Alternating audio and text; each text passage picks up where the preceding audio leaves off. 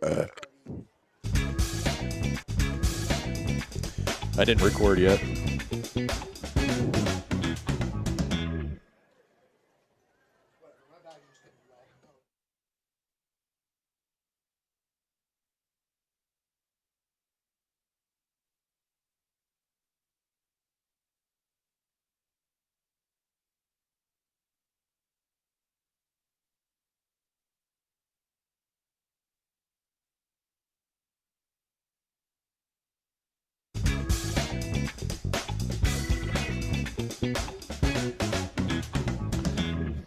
Welcome to Alumni Field here in Milton, Pennsylvania. This is the Alpha Electrical pregame show coming to you from the booth. I'm Ryan Brand. Alongside of me is my broadcast partner, Nate Babin, stat guy, Bill Haas, and camera guy tonight, John Cataldi. The GOAT. The GOAT. This is a massive Week 9 matchup of 8-0 Canton at 7-1 Milton. Should be one of the most exciting games of the year for both teams. This is a very even matchup, and you will see as our coverage continues why I call it the twin game. Milton's victory last week over Mifflinburg was the school's 500th win in its history. And Canton, the twin game, also picked up its 500th win last week with their win over Athens. So both teams will be going for number 501 tonight here at Milton and Alumni Field. The Warriors have not really been challenged yet this season except for their one-score win over South Williamsport, which just so happens to be the only team to beat the Black Panthers in a 14-0 victory in Week 1 of the season. Milton will be the best defense Canton has faced so far this season, and this is the toughest stretch of the season for the Warriors as they will wrap up the year with Milton tonight at 7-1 and undefeated Troy next week. The Warriors are very similar offensively to the Black Panthers, at least in philosophy. Milton's defense is going to get a steady diet of Holden Ward and Michael Davis. But like Milton, if you get lulled to sleep, the Warriors will attack you deep with quarterback Ben Fitch. Sounds very similar to Milton's Cale Bastion, Monty Fisher, and Chris Doyle, doesn't it? The names and uniforms are just changed. The Black Panthers ground out most of the game with Doyle, but last week Monty Fisher topped 100 yards receiving, giving Fisher 408 yards receiving on the season. Now as I bring in my broadcast partner, Nate, very similar matchup, Nate, between these teams offensively. Yeah, both teams have a steady run game and have quarterbacks that seem capable of throwing the ball. Don't have a ton of attempts all year, but both super efficient and don't really turn the ball over.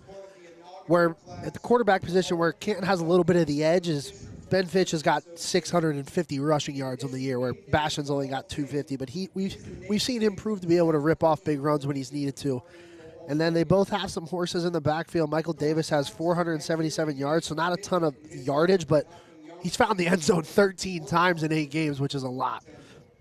And then what was weird, last time we saw Doyle against Bloomsburg, they didn't really lean on him a whole time. But I would imagine in a game like this tonight, they're going to ride him pretty heavy and give him the ball a bunch and see to get him going.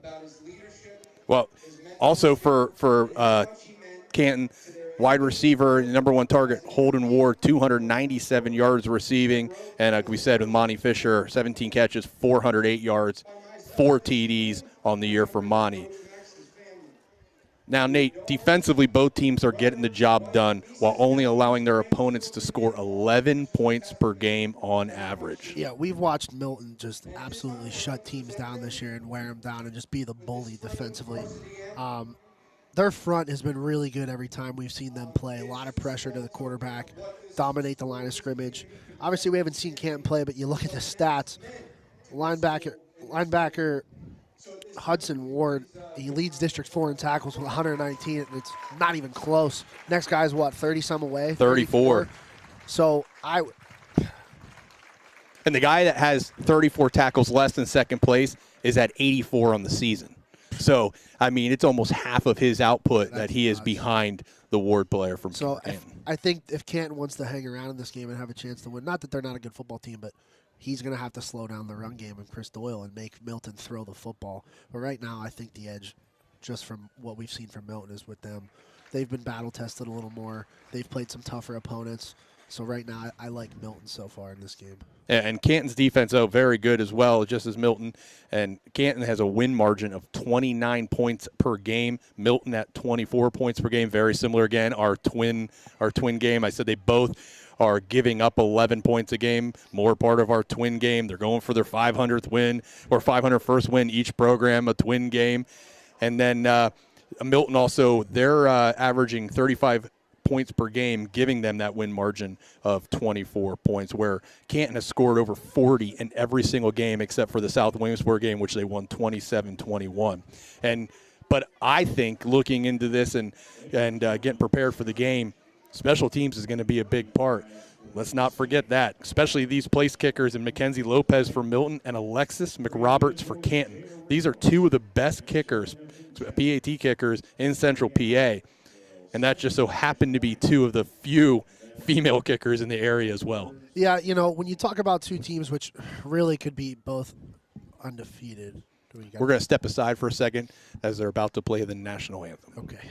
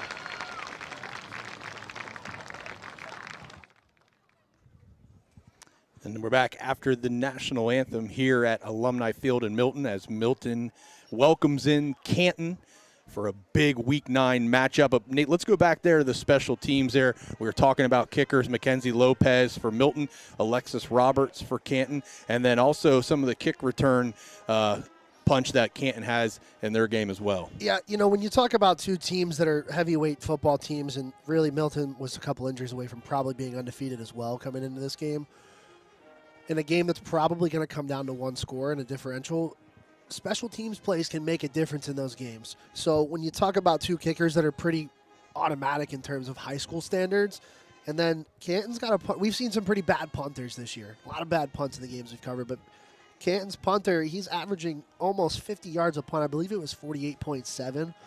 Mason Harold, who's also one of their offensive linemen. So in terms of early on in the game, if Milton's defense is playing well and they're not getting flow offensively, the field position can be really huge. So I think we're going to see this game come down to some special teams plays tonight. Yeah, and also kick returners, Ward and Holcomb, they're averaging over 25 yards per return this year. So that special team play by Canton between their punts and their kick returns, their PATs, it not only is going to give them, hopefully for them, good field position, but maybe those automatic PATs to keep this game tied up. As you go in high school football, it's not like the pros in college where you're like, okay, they got the PAT, it's a gimme.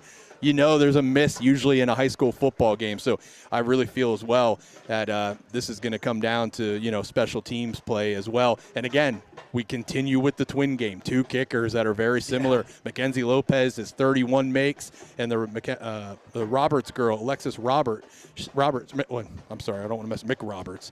She has 30 made PATs on the year, just going more in this matchup game. It's only fitting that we see an overtime game tonight, right? Probably. Twinned We're gonna up, get some free twinned football. up after 4. So very excited for tonight's game. Obviously, the biggest game on the schedule for Milton outside the Mount Carmel game. Now, let's talk a little bit about that. That was a great game. We covered it here, 12-7. Milton battled the line of scrimmage, and that's how they were able to beat Mount Carmel. And then Mount Carmel goes around last week playing Southern Columbia, a team that is favored to win the state title in their classification, and they handled them. Yeah, I was speechless when we left that game. Milton absolutely dominated Mount Carmel in every facet of that game. Should have scored more. Yeah, but There's a couple times. Nope, it didn't need to. Mount Carmel's offense coming into that game was just lighting the world on fire.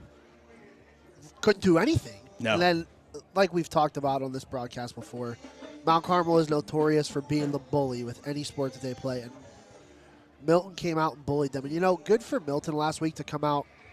2 weeks ago, they struggled with a one-win Bloom team. Not struggled, they pulled away at the end, but it was a dogfight going into the third quarter. Sometimes when you have those kind of games, it's tough to your mind starts scrambling. They got back to what they do best, and they got a win last week. So good for I just think they've been challenged a little more this year than Canton has, and I think that gives them the edge tonight. And the good thing for Milton, too, last week is the offense was rolling early, where against Bloomsburg the week before they were struggling to get things going. It wasn't until the fourth quarter until they kind of pulled away. How important do you think it is, though, that for Milton coming into this game against a Canton team that last year was fantastic, undefeated regular season. This year they're undefeated in the regular season. Milton plays Bloomsburg. Everyone kind of expected a blowout in that. Not the case. Bloomsburg battles with them.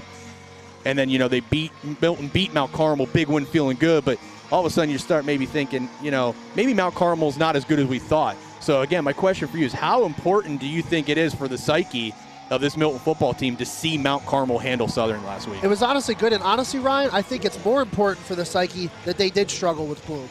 Maybe that was a little bit of a wake-up call. Like, all right, we're good, but, like, we got to tighten up. So we got a good Canton team coming in here in a couple weeks. Let's tighten this ship back up and get it rolling going into playoffs. Well, another thing, too, is Milton found themselves down to Bloomsburg in the second half. Yeah. So if for some reason here in the second half they get down, you know, a possession or two, a score or two, they should have the mental capacity and strength and focus to be able to get back in the game because they have actually been tested and did that. I don't know how the South Williamsport game broke down when they played Canton. Just know it was a pretty good game. Yeah. And if I remember right, I think actually Canton jumped out to a 21-0 lead in that game. Wow. Okay. So they had a big lead early. So they maybe Canton showing us like, yeah, they can get that big lead, but then they can also lose it. So, man, there's just so many variables for tonight when you have two really good teams. And I'm super excited. This is probably the most excited I've been for a game all year. Yeah, this is going to be a slugfest, I think, or it's going to be whoever scores first wins the game. Well, we are only 2 minutes and 45 seconds away from kickoff. Again, you're watching Milton football coverage. They're playing Canton tonight, 8-0 Canton, 7-1 Milton, and we are bringing it to you from the booth. Like and subscribe. It helps us greatly. We're trying to build this thing. We're getting better, and we're going to build it up as we get more money to buy better things. But we've gotten great help, and we've really enjoyed doing the coverage this year. So captains are going to go out here for the coin toss and get things going. We'll try and get you the direction and who will receive the kick to start the half. So Milton tonight also, as you can see online, they are wearing the National Guard jerseys. The National Guard was here today on campus, and the kids got to get in a helicopter and get a little experience, all that. So honoring our nation tonight wearing the camouflage. Might get a flyover. Yeah, well, they did that last year, I think. So, yeah, we could get a flyover night. Welcoming in any of the Canton football fans. I know we shared on their Facebook page that they could watch the game on this link with commentary and stats. We're going to do the best we can. This is our first year doing it. If we have any technical difficulties, we apologize in advance, but seem to be getting things cleared up week after week. We got a camera guy tonight, so we will have video coverage as well. And they're meeting there. I didn't hear that, Nate. Did they say who selected to receive? Milton? I couldn't really hear, dude. I missed it because I was talking. So as soon as we figure that out, but let's take this opportunity to shout out District 4 officials. Oh, it's too early, man. But you know what it's not too early for? Your keys to the game. Dude, they're so similar. Like, honestly, special teams, I think, is a good call. Special teams. And obviously turnovers in the line of scrimmage. I say every game in high school, the line of scrimmage is where you get the great advantage. So you always got to watch that. Obviously, penalties can hurt you. Milton had some penalties against Bloomsburg, 12 for 150 yards, absolutely ridiculous. But I think line of scrimmage play, the penalties and turnovers is big, and honestly, special teams tonight maybe more than ever. Yeah, special teams, like we've said, close games. They come. Milton. Yeah, Milton is receiving. Shout out our camera guy, John Cataldi, paying attention to doing the a great toss. job. Milton is going to get the ball first here, so we'll see how good John is tonight, making sure you can see the entire play and not with the score. We try to keep the score here in the bottom, not blocking the play. So we'll see how good John is. If it's not good, remember his name is John Cataldi. John Cataldi of Selinsgrove, PA. Actually, he's living in Lewisburg School District now. Oh, never mind. I don't know what I'm talking about. And I got the whistle, so we are set for kickoff. Shout out Cataldi for bringing Kick is off. Decent kick. Going to bounce to about the 15, and the Milton player falls to the ground there. Was that Lucas Diddy? I believe Lucas Diddy is the one that picked it up. So not great field position to start here for Milton, as they will have the ball at their own 16-yard line. I kind of really like Canton's uniforms. They're clean. All white. Penn State on the road. A little bit of red trim there, though. So it'll be first down and 10 for Milton. Handoff goes to Doyle, and he's going to pick up 9 on the play. So good start from Milton there on first down, getting 9 yards. Yeah, good blocking up front. Doyle had a huge hole to just hit. You know, I think that's going to be a big key to the game. Doyle breaks a lot of tackles. Canton's got the leading tackle leader in District 4. Let's see. Going to be an interesting matchup. I did hear, though, that Hudson Ward is probably only playing defense tonight as he's been battling some hamstring issues. Bastion looking to pass. Quick pass out in the flat. Doyle with the catch, and he's going to pick up big yards. Was that Doyle or Monty Fisher? Monty Fisher. Monty Fisher with the catch, so he gets his first catch. It's going to be a little difficult tonight. These jerseys are very hard to read the numbers. It's camouflage jersey with black numbers, so we're going to struggle for sure tonight. Hey, Ryan, you know what I like about that play? Get Bastion's rhythm going early with an easy, quick throw and let his playmaker make a play. Then he gets some confidence to throw the ball, and then you take some shots later. Well, we'll see if they take a shot here. Bastion hands it off to Doyle, breaks initial contact, cuts back inside, and gets 4 on first down, bringing up second down and 6, 10:51 here in the first quarter. Milton offense looking good so far. Yeah, I mean, they're going to be able to run the ball tonight, Nate. That's going to be huge for them. And, it rained a lot today. The field is definitely wet, so we'll see how footing is. But being a brand-new stadium, brand-new turf, I would think things will hold up pretty good. But don't be surprised we see some, exchanges in the run game and some passes maybe slide through some wet hands. But we're here now, second down and 6 from the 44. Bastion drops back. He's looking. He's going deep. He's got a man. He's wide open. Oh, and just over the hands. The outreach hands there of Monty Fisher.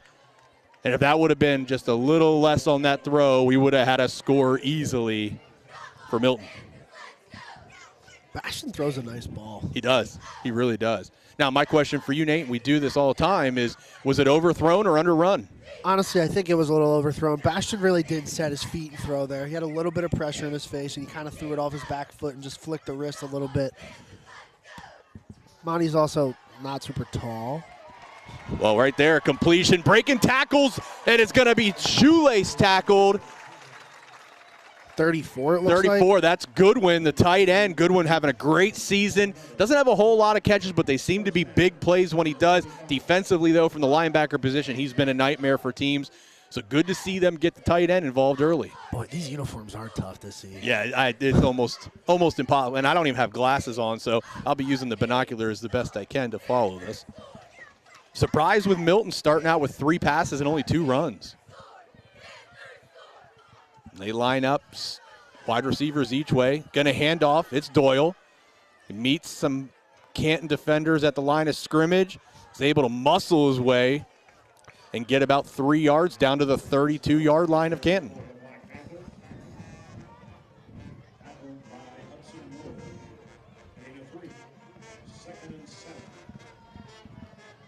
And you know what's it's easier to throw the ball when you're getting 3, 4, 5 yards on first down every time with a run play. It opens up the whole playbook. The defense has to guard everything.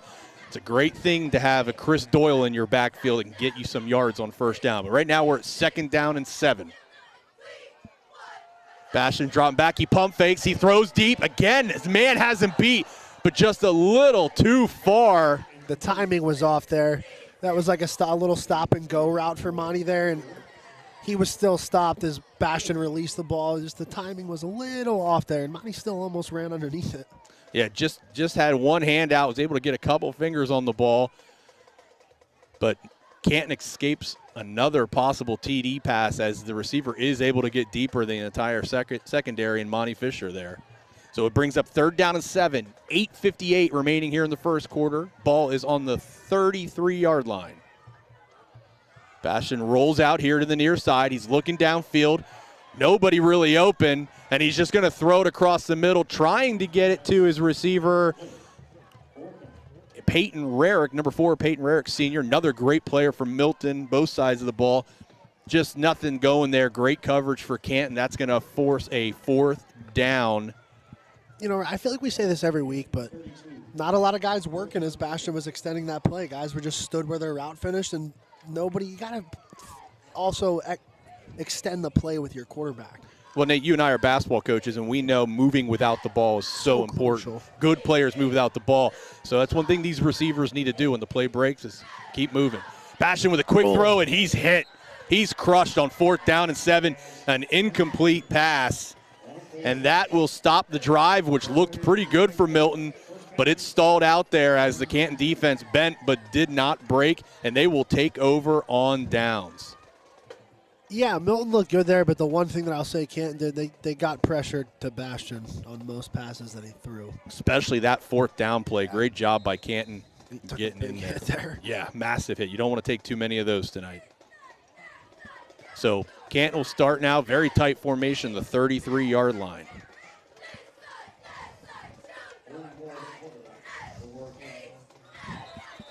Oh, we got a penalty. Most likely a false start. Although we've seen a couple games this year, Nate, where the officials are allowing them to continue to play on a false start. We got to look that up. I did. I found out it should be stopped. That's what I It should be stopped on a false start. They should not let them play it out. But we've seen that multiple times this year. Like a lot. That's one of those things, trying to find the differences between the high school, college, and pro games. When you watch all three, you tend to get confused on which is what for each level. But they're all the same on a false start. Plays a stop. So that'll bring up 1st and 15 for Canton. And we got another penalty. Not an ideal start on the road. Another false start for Canton. So march them back another 5 yards. And this drive started on the 32-yard line. And now it's all the way back to the 22 after 2 penalties in this opening drive here for Canton. No snaps, negative 10 yards for Canton so far. Well, it's go up from here, right? You would think. Don't know. There was a handoff or not there. Might have been some confusion or a bad snap. Connor Snyder in there in the pressure.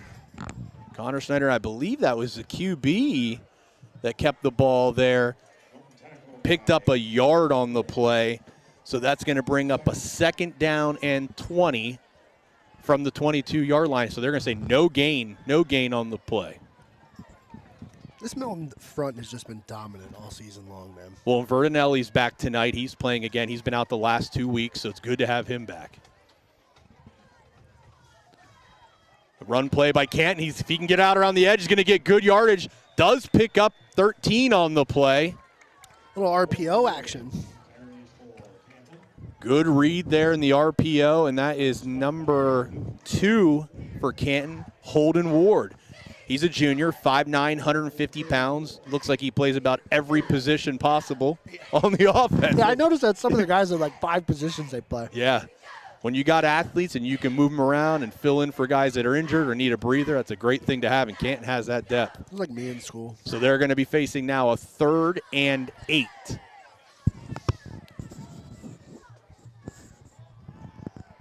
Running the ball again is Canton, and they're going to be stuffed I think for no gain on the play. Goodwin in on the tackle. Peyton Rarick in on the tackle. And again, Ward taken down there. No gain on the play. That's going to bring up a 4th and 8. And I don't care what the scoreboard says because they've had the downs wrong. And now it looks like they got it fixed. But it is 4th and 8, not 4th and 9 like it says on the board. The punting team is out. We're going to see this good punter. Almost blocked. Low spiral, good height, running up to it is Diddy, I believe, and he's going to get out around the edge, and he gets knocked out of bounds, but not until he crosses midfield into Canton territory, and he gets it down to the 43-yard line. That's where Milton will start their second possession of the game, similar to where they turned it over on downs in the last possession, so they're getting a second go at it. Yeah, right. I don't know if he got knocked out of bounds. He more so knocked somebody out of bounds and went with him. He has done a great job this year, has a couple TDs on punt returns. I like the way Diddy attacks the punt, too. He's almost at full speed every time he catches the ball. Yeah, he's had a nice season. So 43-yard line is where Milton will start of Canton. They hand the ball off to Doyle. Nothing going there. Canton swallowed him up at the line of scrimmage. Right, what do you think the over-under in this game is? I don't know. The spread is 3 because it was in the newspaper. So the spread is 3. Milton's favored. I'm going to say over-under tonight, 27.5. Wow. That's low. That's real low. But the clock's going to run with the way these teams run the ball. I'm going under. I'll take the over then. Bastion finds a man in the flat. It's Rarick. He breaks some tackles. He goes. If he has enough speed, he's going to find the end zone, but he's not quite able to get there. And he's taken down from behind, down to the 16-yard line. We do have a flag on the play. Late flag behind the ball. I don't know if we're going to have a horse collar.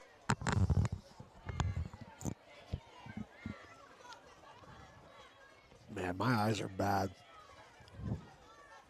Yep, horse collar. So you can add yards to the play. Nate, do you know how many yards they had for a horse collar in high school?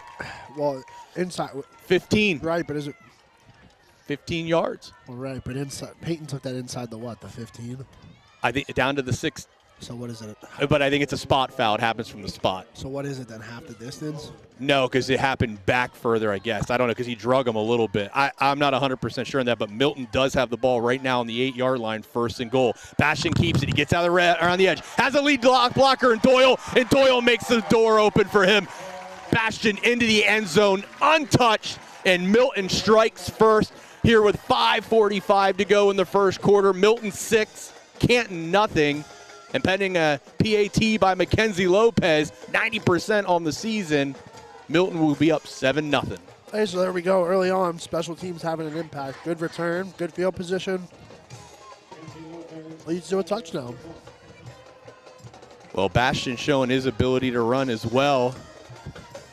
And he gets a touchdown from 8 yards out. Lopez kick, it's up. Good, but we have a flag. They're calling the play dead. Canton jumped. Offsides on Canton, so will they kick it again, or will they try and go for 2 from the 1-yard line? I think they blew it dead, didn't they?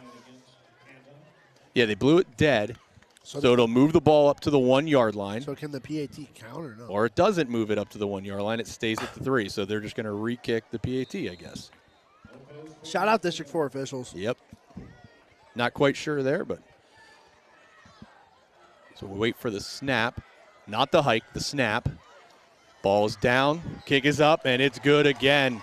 So Mackenzie Lopez continues a great season with her 32nd PAT of the year, and she puts Milton up 7-0 here in the first quarter. All right, that under's not looking real good now. Oh, it's just one score, buddy.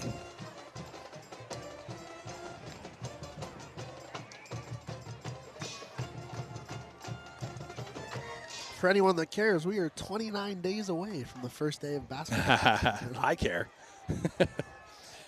So that scoring drive for Milton started from their own 43, from the Canton 43-yard line. So 43-yard drive only took about 45 seconds, 3 plays, and it ended with an 8-yard TD run by quarterback senior Cale Bastion.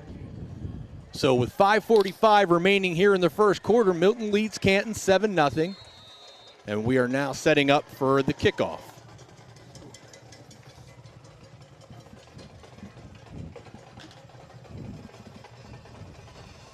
Back deep for Canton is number 8, the QB, Ben Fitch. Low squib kick. Oh, it hits a Canton player. It's still going. It's going to go out of bounds, though. Out of bounds at the 14-yard line. Canton will start their drive at their own 14. Well, you can tell me how you think right now, but Canton looks a little like, I don't even know the word I'm looking for. They don't look awake. Well, I've driven in a bus to the northern tier for games. It's not an easy thing to do.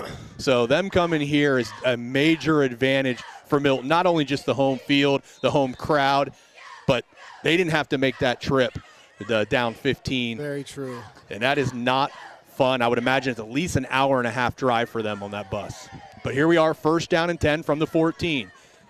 Canton has it, keeping it. Looking like it's going to be an option. He does the option, gets it out to his guy, but great job from Milton stretching it out, and they're going to get a tackle for a loss. Great containment there. Everybody stayed in their lanes.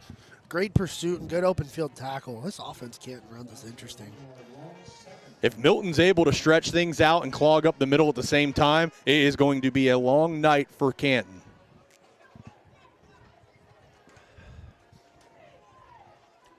So Canton now lines up second down and 11. 2 wide receivers to the near side, 1 to the far. It's a handoff. Keeper up the middle. Not much going there. Maybe 2 or 3 on the play. Get you a number here. Good luck.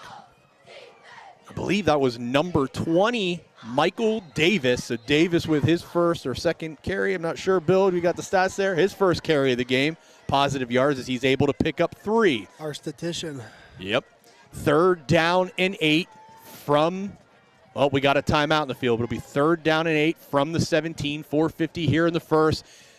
Nate, this is a massive third down as Milton is able to get the first score of the game, and it's not massive in the first down as in you have to score in this drive, but to me it's big because of the field position.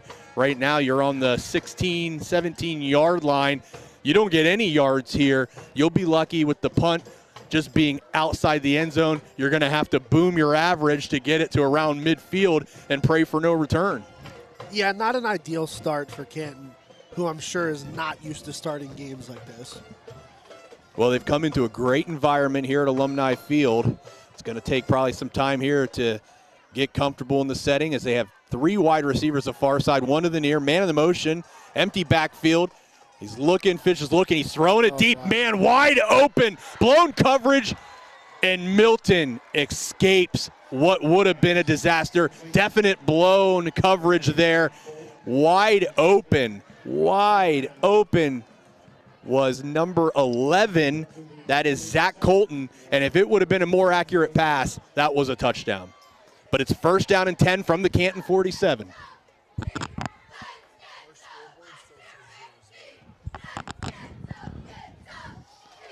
Got the handoff out around the edge, breaking some tackles. It's going to be brought down. We do have a flag on the play, but number 10 there with the carry, Aiden Holcomb. He's a junior, 6 foot 155.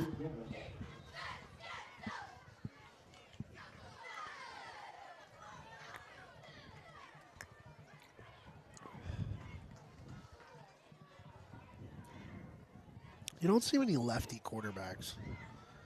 Not too many. You don't see too many lefties. I don't think we have a single lefty on our basketball team. Do you? I'd have to think about that. I'll let you know. So after the pickup of about 4 on the play, there was a flag. Officials talk it over. Still not sure what the call is. Canton's backing up, so it makes me feel that it's against Canton. False start on Canton. There you go. You had a false start, but they still ran the play. So you got 1 false start. Well, it's a 3rd false start of the game for Canton, but one of them, the 2 earlier, they stopped the play. Now that one, they allowed it to go, but it'll make up a 1st and 15, 4:20 remaining in the first quarter. Milton leading Canton 7-0.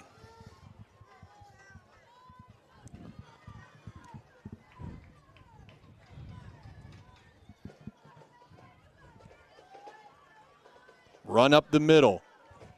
Decent yards. Back to about the original line of scrimmage goes Michael Davis. And Nate, right now, I just saw a quarterback there is number 2. That's Holden Ward. Yeah. So Ben Fitch not in there at QB. No, but he is playing. He's number 8. Yes, he's in as a running back. They hand the ball off. Pickup of about 3 on the play there as they don't get too much. Met some at the line of scrimmage was Davis again. But again, a positive carry for Canton. And that brings up a 3rd down and 6. They've officially crossed midfield. They're Milton territory at the 49-yard line.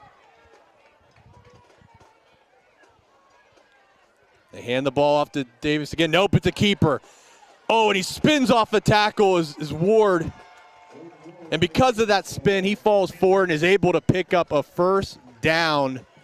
I tell you what, he does a really good job of holding on to that ball to make that read at the last possible second as he can. Yeah, he definitely tucks it, keeps it hidden, because I thought he handed it off there. Great job there in execution by, I guess, what would be the backup quarterback and Holden Ward. Maybe this is something they share duties, but everything I was reading, Fitch, is the starting quarterback. But Fitch is in at running back right now. Holden, number 2, under center. It's a quick toss. Gets out around. Good blocking up front. Going to pick up some positive yards is Aiden Holcomb. And he's brought down by Peyton Rarick on the play. Right, I'm not too educated on football formations. Like, I don't even have a clue what. It's almost like a wing T. This is like a wing T Southern runs.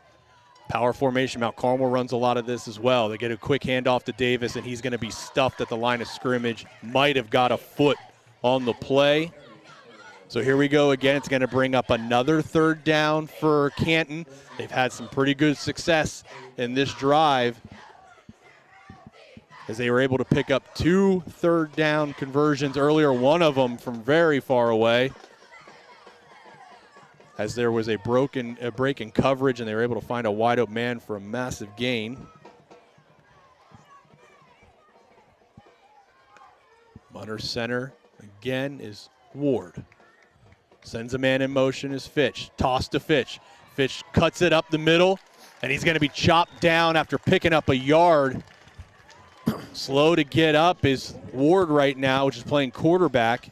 He gets up on his own power, though, back in the huddle. I tell you what, dude, Milton's really done a good job. Other than the 2 keepers that their quarterback has ran, they've done a really good job of setting the edge and not letting any of those late handoffs or pitches get out to the outside and chunk runs. Well, they need to do a really good job here on 4th down. It's 4th down and 4, but we had a timeout in the field, 1:28 remaining in the game. Milton leading Canton 7-0. It's 4th down and 4 on the Milton 33-yard line. But Canton right now putting a drive together as they started out from their own 14-yard line and have been able to put a 4-play drive together here so far and got themselves into Milton territory. Wow, that just got really bright. That scared me. Yeah, the scoreboard here in Milton, it's got a nice big screen on it. Got an advertisement up. It's all white, and it is lighting up the whole stadium right now. Well, they know they have a backup light system then if anything were to happen to the overhead lights. Nate, we get another break in action. We should get some updated scores. The various digital scoreboard get scores and updates from around the region. But right now we got a massive 4th down and 4 here for Canton. Tight formation. Under center is Ward. He's going to hand it off to Davis. Davis plows forward, picking up only a yard or 2 on the play, and it's going to be a turnover on downs. First turnover downs for Canton. Second of the game as both Milton has one as well. But they did not score, but they were able to change the field position, which is pretty big considering they had their backs towards their end zone there to start the drive. All right, so we got Troy and Loyalsock tied 7-7 in the first quarter. Jersey Shore up 14-0 over Pittsburgh Barshare. Southern and Wyoming area tied 7-7 in the first quarter.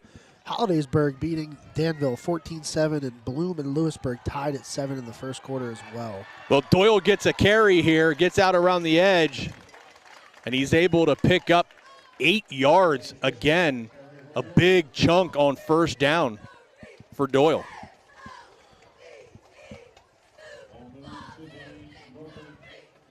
So Doyle getting some yards here early on, definitely getting positive carry yards for him in every attempt he's had. It's just Milton has not been able to hit on these passes yet downfield. In the shotgun formation is Bastion. He looks quick pass in the flat.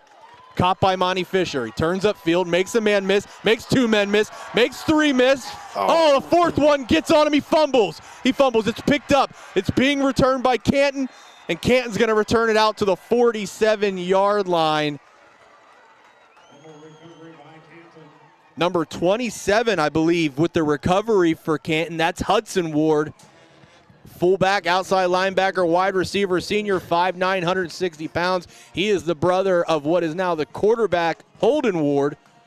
Holden Ward's a junior, about the same size, 5'90", 150. Can you confirm that they're brothers? Yes, I actually asked somebody. They're brothers. Okay. That's what I was told, so unless I'm getting lied to. So Canton takes over. Fakes the handoff, QB keeper, and he's lucky if he gets back to the line of scrimmage. It looks like Ben Fitch, that was him at quarterback, so Canton doing some different things here offensively. Yeah, just trying to feel things out, see what works for them.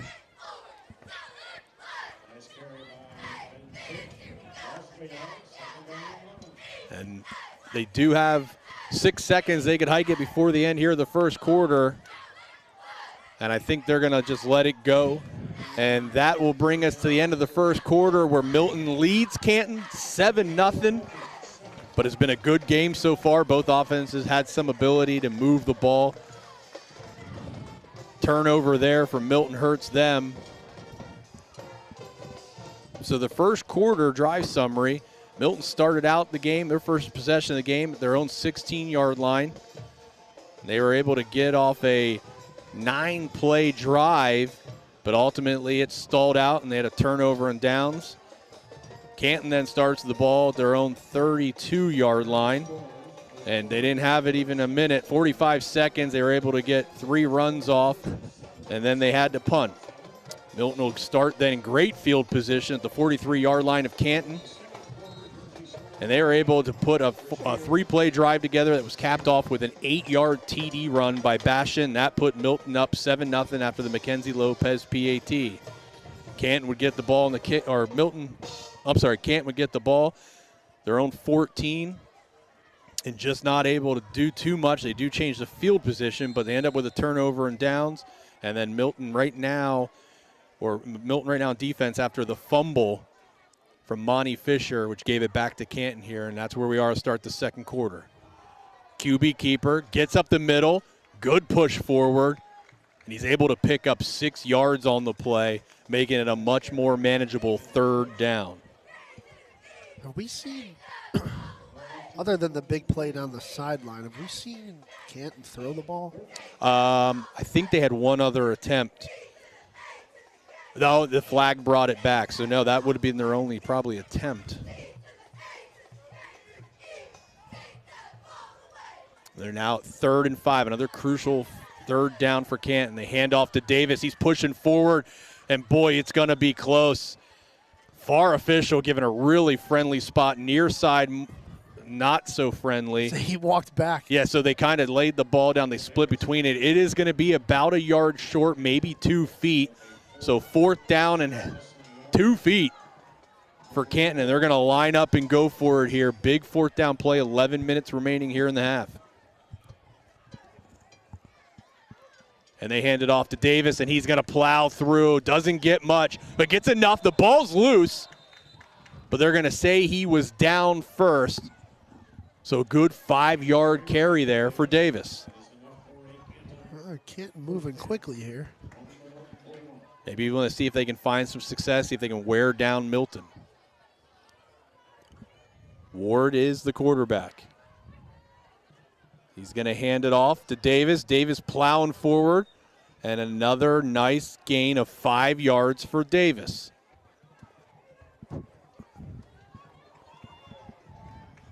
2nd down and 5. And they hurry up to the line. Ball's on the 36 of Milton. Quick handoff, QB keeper, and he breaks a couple tackles, lunges forward, and is able to get the 1st down. Pickup of 6 on the play.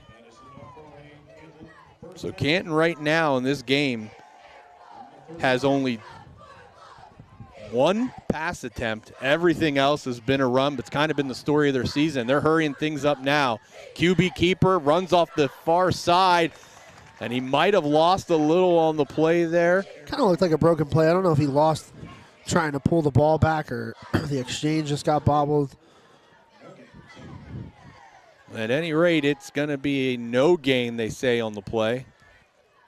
So Canton will now face 2nd down and 10 from the 30-yard line.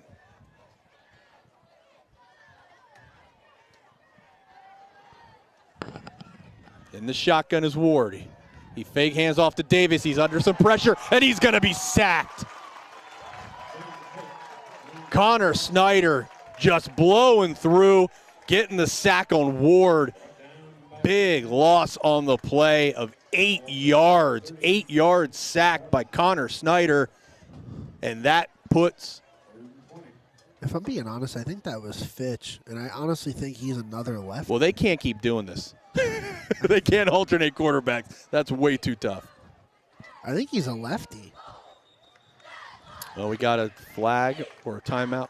Timeout, Canton. So Canton uses their 2nd timeout with 9 minutes left in the half.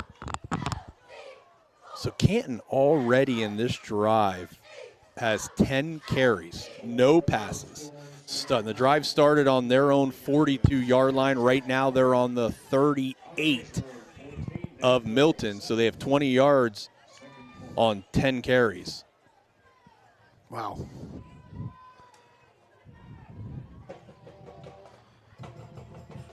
Again, this is your coverage of high school football, PIAA District 4.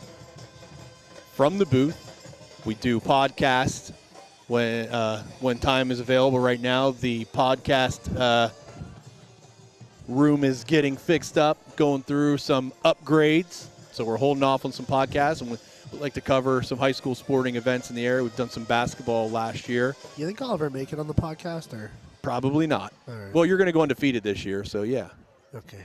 Here we are, 3rd down and 20, out of the shotgun is Fitch. And he's looking, dropping back. A little bit of a screen, got blockers, but he's unable to use them. And I believe 33 for Milton in on the tackle. Good job by Milton there not to get lost in all the change of possessions for Canton. Well, I'm not giving any names for Milton tonight if I don't know them. I'm just going to say the number because Milton's roster is not numerical order. That drives me crazy. So if you guys can find out who 33 is, that'd be great. But 8:25 here remaining in the half. 3 wide receivers near side, 1 to the far side. 4th down and 15 for Canton. Fitch is looking. He's got time. Throwing it deep into coverage, and it's broken up. Broken up on the play by Peyton Rarick as he makes a great break on the ball and is able to knock it down. Milton will take over on downs.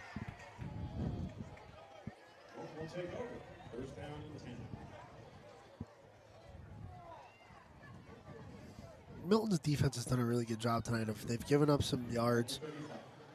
Canton's worked their way down in their territory, and every time they have worked their way down in their territory, there seems to be a big tackle for loss or a sack. Well, kind of we're seeing the similar thing from both teams right now. Is their offense has been able to move the ball a little, but definitely struggling to get it into the end zone. Milton does get the 1 touchdown. Right now they're going to hand it off. Is that Fisher? We got flags on the play. So Monty Fisher with the carry there. Nice carry. Got about 6 yards on the play. But we got to see what this penalty is. We got a block in the back against Milton, so that will negate the run. And that will push Milton back.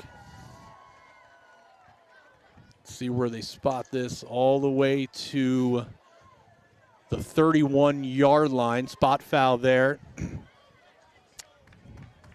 So that'll bring up do-over on down. First down still, but now 15 yards to go. Ball on the 31 of Milton. Score is 7-0. Milton's leading. 7:56 remaining here in the first half.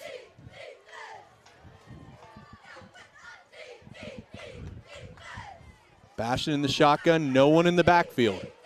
Bastion looks, quick pass into the flat, little high, but Rarick catches it, able to make a man miss off a spin, cuts back in, and he's able to get a yard, maybe 2 yards past the original line of scrimmage, so a good pickup of 7 on the play for Rarick, Bastion to Rarick. And that'll set up a 2nd down and 8.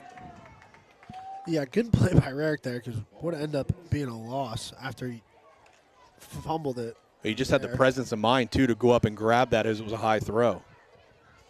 So Milton again, spread, wide receivers each side, single back in the backfield. Bastion's going to keep it. He throws it. Finds the man in the flat. Pickup of 3 on the play for Monty Fisher, Bastion's favorite receiver. And that's going to bring up a 3rd down and 4 from the Milton 41-yard line. So we just saw a ton of running in Canton in their last possession. Now Milton's come out slinging the ball around. Have yet to run on this possession. 3rd down and 4. Man in motion. Bastion gets it. He's rolling out. Has plenty of time. He's going to keep it. Trying to get outside, get the edge. And he just needed to lean forward, and he would have had the 1st down, but he tried to kick it out. It's one of those things, if you're going to eat an elephant, you got to do it one bite at a time. I think Bastion would like to have that one back. I think he's going to be about a half yard short of the 1st down, but with the good 4-yard gain on the play, does Bastion in this Milton offense line up and do the brotherly shove, the push. And it literally, I mean, it's literally a foot for a 1st down here. Won't need much. But Milton, this is a big play, Babin, in the fact that they don't get it. It's great field position for Canton. Very crucial play here. 4th and 1. And before they hand off, we have a flag. I'm worried we're going to have a false start. Yeah, it looks like they're... Oh, no, Milton called a timeout. Oh, late timeout. Well, what's the flag, though? We do have a flag down, unless he just threw it to signal a timeout. Shout out to District 4 officials. So, timeout here, Milton. 5:35 remaining here in the half. Milton up 7-0. Crucial 4th down and 1 from the Milton 45-yard line as the Black Panthers are trying to keep this possession alive. You know what's on my mind right now? Food. Getting a fish sandwich at halftime. I knew it. Well, it's so good. You know what I mean? Such good food.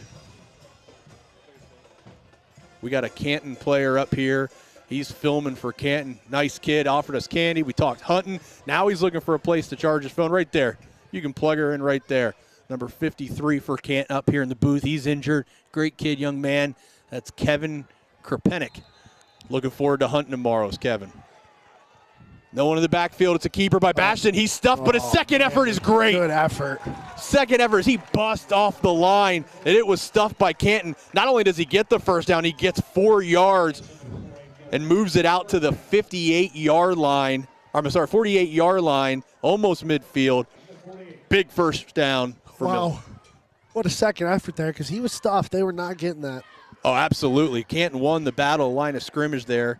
Can't find my pencil, Babin. I sure hope I didn't drop it on somebody downstairs. No. Wouldn't be the first time our broadcast has done that. But you know what? I got a backpack. And in that backpack are more pencils. 1st down and 10. Bastion quick pass out in the flat. Making some guys miss as Rarick. He's going to keep going.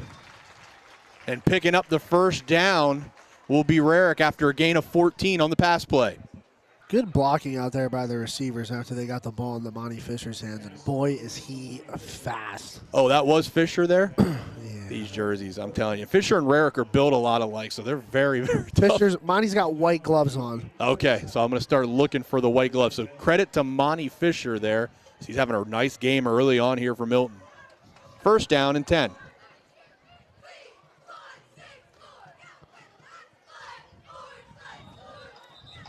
Another false start. I think we're going to have a false start here on Milton. Very sloppy tonight, but you know when you got two teams that are as good as these teams and they know the importance and the significance of the game, you know you're a little hype. You know you're a little more antsy than normal. So both teams have gotten hit with the offsides here tonight multiple times. That one will move Milton back. So, again, they'll be facing a 1st and 15. That's how they started this possession and drive here in the second quarter. 4:22 remaining in the half. You think that guy on the sideline with the iPad and the headset's listening to our broadcast? I mean, if he's smart. Twin receivers here to the near side. Bastion hands it off to Doyle. Doyle cuts back in, and he finds a small seam. He gets skinny, and he busts through, gets all 5 penalty yards back, and 3 more. Pickup of 8 on the play for Chris Doyle. What I love about him, besides the fact that he's a just straight physical runner, he is so patient. His feet are great because he had nothing there. Where that run was supposed to go, it wasn't there. And you're right, he shows you footwork and patience. And he gets skinny, man. For a big guy, he can hit a small crease and get through it. Does he wrestle? Yes. Yep. Second down and 6 for the Black Panthers from the 33-yard line. Handoff goes again to Doyle. He's got a lead blocker out around, tripped up a little bit, but he's able to fall forward and get the first down. 7 yards on the run for Doyle. Good sign for Milton if you can get him going here. I think he's the key. We say that week in and week out when we watch them, like, why ever get away from him? Why? I mean, with that Bloomsburg game, which they struggled, he had 9 carries in that game. Weird. I mean, unless there's an injury or something we don't know about, I don't quite understand that. But more maybe they just wanted to really work on their passing game in that game, but it could have cost them. But ultimately, Milton came out with the win. But we're back here, first down and 10, 3 minutes remaining in the half. Milton looking to score. Bastion's going to roll out in the near side. He's got a couple of receivers to choose from. And he kind of threw in the middle of them. Too high for the short guy, too low for the far guy, and it's going to fall incomplete. Bastion, tough throw, rolling to your left, throwing with your right. It's a very difficult throw, especially at the high school level, and he's just unable to hit either receiver. And that'll bring up second down and 10. Quick half. Yeah. Yeah, but when you get teams running the ball, there's been a decent amount of penalties too, but clock definitely flying here. And a much nicer evening than day here in Milton, Pennsylvania. As the rain is gone, there is a call for possible thunderstorm later tonight. Hopefully we can escape that. But right now we got to watch second down and 10. It's a keeper from Bastion. He's got a few blockers. And the only guy not blocked makes a huge tackle for Canton. Yeah, he had a lot of room to run there. And that's Ward, number 2, playing some QB tonight. Holden Ward, the junior, massive tackle on a guy it's tough to bring down. But Doyle was able to pick up 4 on the play. Third down and 6 from the 22-yard line. Milton hoping here not only to get a first down, but doing so, getting in the red zone, trying to strike again right before the half. 7-0, Milton leading, 2 minutes and 12 seconds here in the half. We got a timeout, I believe, on the field again. Milton calling the timeout. So they will have 1 timeout remaining. Canton has 1 timeout remaining. Let's reset everything right now. We're in the second quarter. 2 minutes, 9 seconds remaining. Milton leads Canton 7-0. It's third down and 6 from the 22-yard line as Milton's looking to extend their lead. A very even matchup as both teams are showing some success on offense, but then both teams' defenses seem to be coming up big with their backs against the wall. That bend but do not break style of defense. And here we are, 7-0 game. Let's get some quick score updates. Troy up 14-7 in the second quarter over Loyalsock. Southern up 14-7 in the second quarter over Wyoming area. Lewisburg up 15-7 against Bloom in the second quarter. And Selinsgrove Montoursville knotted at 7 in the second quarter. Wow. We got to keep an eye on that. Quick snap to Bastion. I think we're going to have another false start. Bastion wasn't ready for the snap. So very sloppy right now for Milton, as they've been in Canton territory now here for a handful of plays, but have also had a couple penalties that have marched them back. So instead of a 3rd and 6, it is now 3rd down and 11 from the Milton 27-yard line. Milton again wearing their camouflage tonight in honor of the National Guard and support of the National Guard. Bastion out of shotgun. He's rolling out, looking to his right, under some pressure. He's escaping the pressure. He's going to keep it. Gets past one guy. Ooh. It goes out of bounds, close to the marker. The guy is holding the stick wisely jumps out of the way, as I would too, because Doyle's a big boy that runs hard. Let's see, it's going to bring up 4th down. 4th down and 2. So Milton does enter the red zone. They're down to the 18-yard line, but on 4th down here, they need 2 yards. No Lopez out to attempt a field goal. Quick snap again. Bastion was not ready for it. He quickly hands it off to Doyle. Doyle fights, goes down near the 1st down marker, wait for the call. I got a feeling he was short there. And that's the call. He comes up short. Canton will take over on downs. And again, we saw 2 snaps here where Bastion wasn't ready for it. It definitely was not on the call. But Bastion had the presence of mind to get that ball to Doyle, and Doyle fought for every inch, but he's going to come up just short. Again, bend, but do not break. Here in our twin game, we call it the twin game because these teams are so evenly matched. A lot of similar statistics and history. But Canton starts out. It's going to be a quick run, nothing going. Milton owns the line of scrimmage there. So no gain on the play. But 2-10, 2nd down and 10 with 1:38 remaining here in the first half. Milton leading Canton 7-0.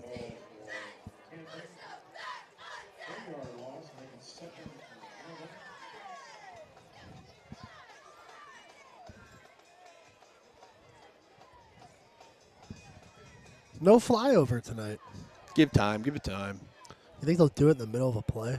That'd be awesome. That would. Maybe they'll just do it at halftime. That would be awesome. Rolling, nothing.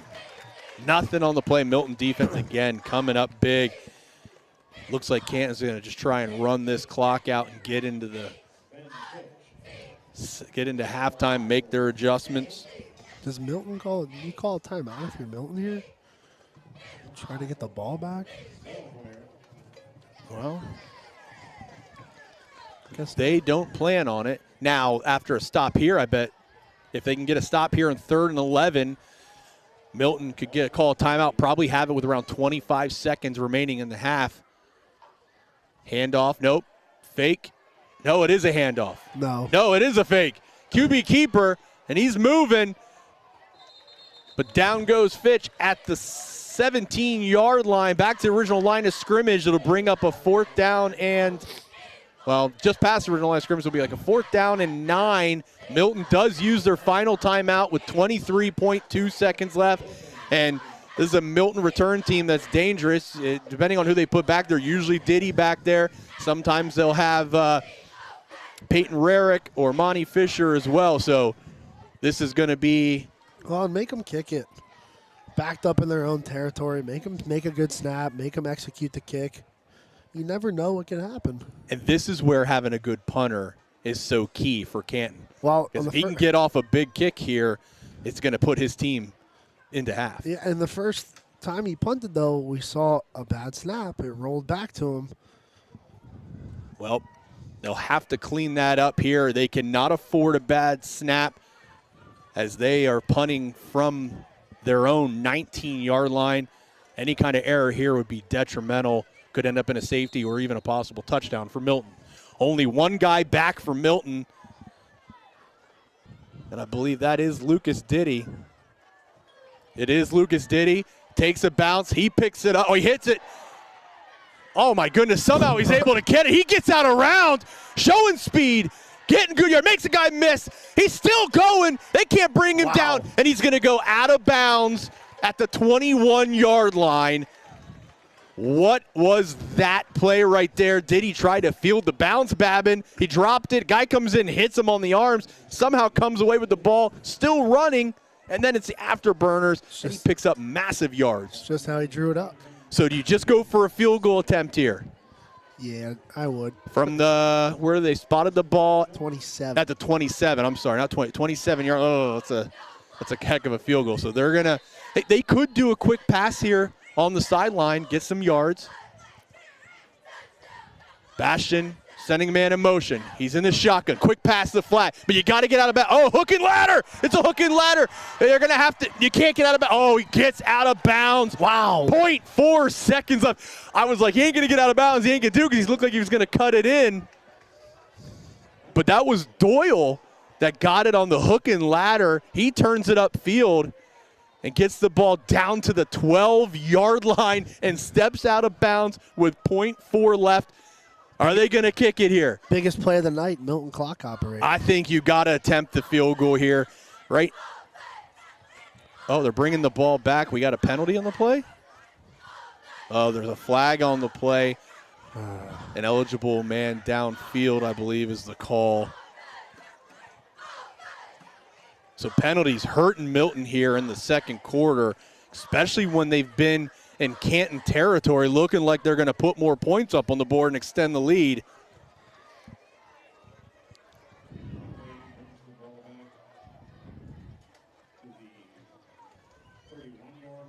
So the ball will be on the 33-yard line. First down and 15, 0.4 seconds. This will be the final play of the half. Don't be surprised if you see some trickery here, as we just saw the hook and ladder. But most likely Bastion's going to buy some time rolling out here to the near side. Opposite receiver far side, probably going to cut across field. And we'll have a streaking receiver here, which is Fisher, and I know that because he has white gloves on. Good observation. Thank you. You're welcome. We get another. Oh, let's just get this folks. Come on. It's weird what Milton's doing right now. As soon as the ref puts it down, the center's like snapping the ball. It doesn't even seem like Bastion's ready for it. It's very awkward timing in the exchange. It's showing double zeros on the clock. They'll have to put 0.4 back on. Not possible. And they're going to back it up another 5 yards. So Milton is now at 1st and 20 from the 38-yard line. So, you know, okay, no big deal, right? You got one play, except now you're asking your quarterback to throw it 30, 40 yards to get it in the end zone.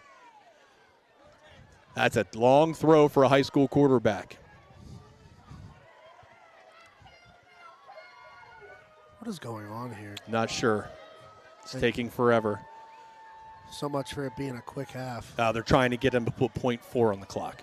I don't even think you need to. Just put double zeros. You can only run one play. 0.6.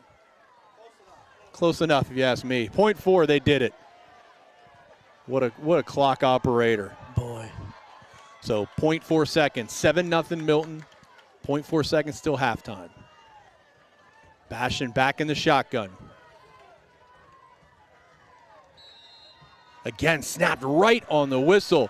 Bastion throws it deep. He's got a man wide open, but he throws it too far inside. It's going to be picked off, taken out of the back of the end zone. Guy making man miss. He's trying to go. Is that Fitch? Fitch with the interception, trying to get out around, makes another guy miss, and he's going to be brought down at the 19-yard line. So interception in the back of the end zone for Fitch.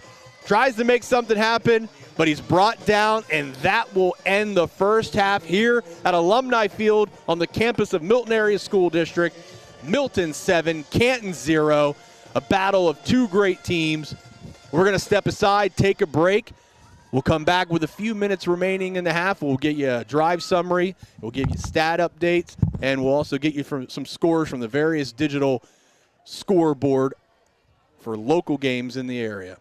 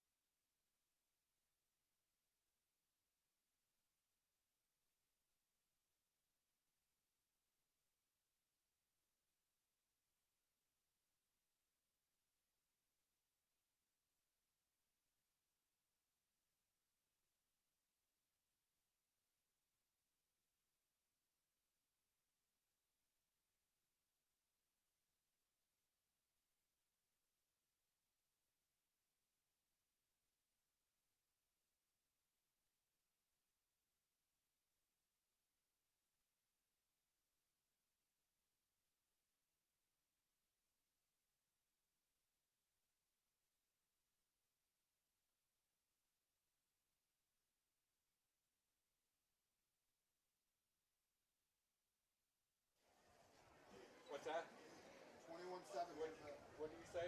10-3.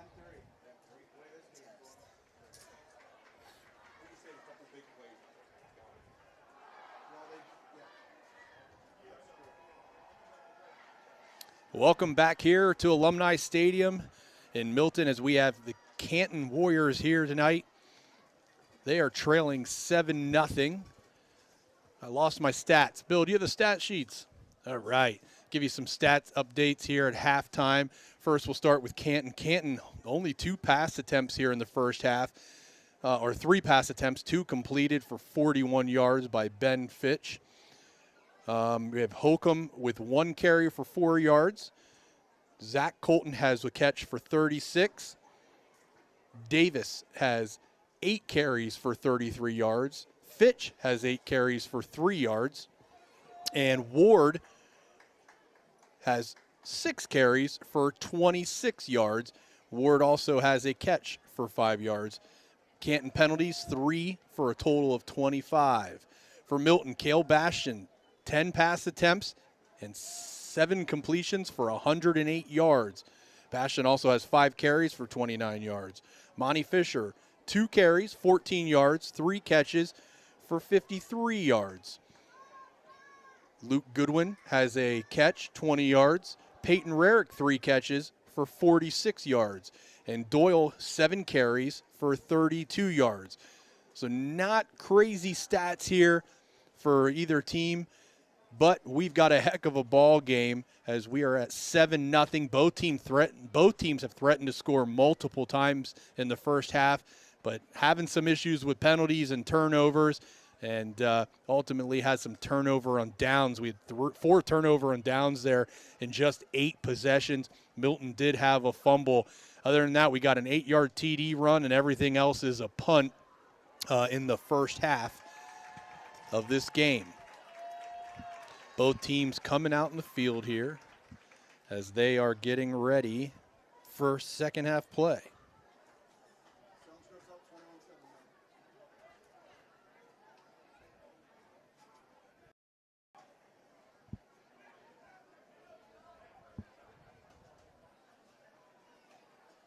Milton received the opening kickoff, so Canton will start with the ball here. So Milton getting their kickoff team together. Nate, you got any scores from around the area? Yeah, I was hoping you'd ask. Mount Carmel up 41-0 over Schick in the first half. At halftime, Lewisburg up 32-7 over Bloom. Selinsgrove up 21-7 against Montoursville. Big one, Troy up 24-7 over Loyalsock at the end of the first half. Troy's undefeated, and that's who Canton plays next week. Central Columbia up 3-0 over Athens, looking to get their first win. And Southern is up 14-7 against Wyoming area at halftime. So another tough game for Southern. They are in the lead. But they are battling again, looking to not fall 2 weeks in a row. Probably can't tell you the last time Southern would have lost 2 games in a row. Didn't they last year? Loyalsock and Mount Carmel, wasn't that back-to-back weeks?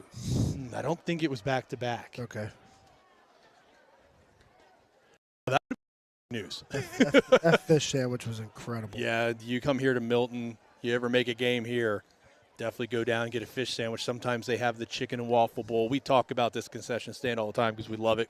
We love food, and when it's good, we talk about it. We love food, big foodies. I love the carnival-type food that you get at a high school football game. It's like going to the Bloomsburg Fair.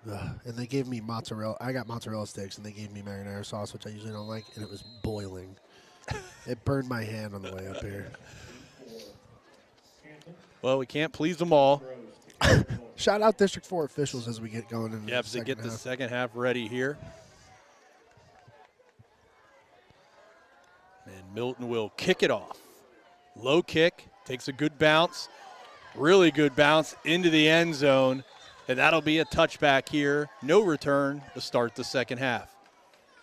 So, Nate, what do you think you need to see from each team if they want to come out here with a win tonight? What adjustments do they need to make at halftime? I don't know, man. Milton's defense is playing really well. We did say pregame that this could either be a slugfest or it was going to be first team to score wins. And right now it looks like first team to score is going to win. I'd like to see Canton throw the ball. Only 3 attempts in the first half. We talked about this being the twin game because there's so many things that are similar between each team, and really both teams similar play in the first half other than Milton able to punch one into the end zone. Milton a little bit more success throwing the ball, but the line of scrimmage battle has been great. I wouldn't say either team has the advantage there. Both teams have some sloppy penalties. Milton does have the 1 fumble. Canton, Ward under center, sends a man in motion, quick pitch. Cutting up field is the other quarterback, now running back in Fitch, and he's going to be tackled by Luke Goodwin. Weird that Canton would pitch to the weak side. They only have 1 receiver over there to block. Trying to catch the defense off guard, unable to catch Luke Goodwin off guard, and he gets the tackle for no gain on the play. So 2nd down and 10 for Canton. Quick handoff to Davis, and he's brought down immediately. Maybe half a yard on the play. Oh, I'm sorry, that was a keeper by Ward. He's so good at tucking that ball, never let you know who has the ball. What a great job he does. But no gain on the play there for quarterback Ward. And for the average football fan, that is not an easy skill to operate, and he does it super well. Well, we've covered pretty much every week this year, and we have yet to have a team that fakes us like this. So 3rd down and 10 from the 20-yard line. Canton in a throwing situation. Fake handoff, rolling out under pressure. Fitch looks, throws it off a Milton player. He just wasn't ready for it. He threw it right to him. And it goes incomplete. That's going to bring up 4th down and 10. Great start for the Milton defense. They don't give up a yard in this opening possession for Canton. And Canton's going to be forced to punt the ball from their own 5-yard line. Back for Milton is Lucas Diddy and Canelo. Back to receive this punt. Low snap. It's picked up. Low kick, but a spiral. It's going to go to Diddy. He picks it up off the bounce, gets a good block from Canelo. Diddy finds some room, showing some speed. He's going to get hit. He bounces off it, and then he's going to be swallowed up by a plethora of Canton football players. But Diddy's able to take it out to the 47-yard line. That's where they will start their first drive of the half.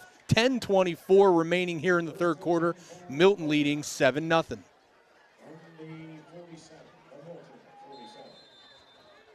One thing Canton did in the first half, Nate, that hurry-up huddle in that possession, that really gave Milton a tough time.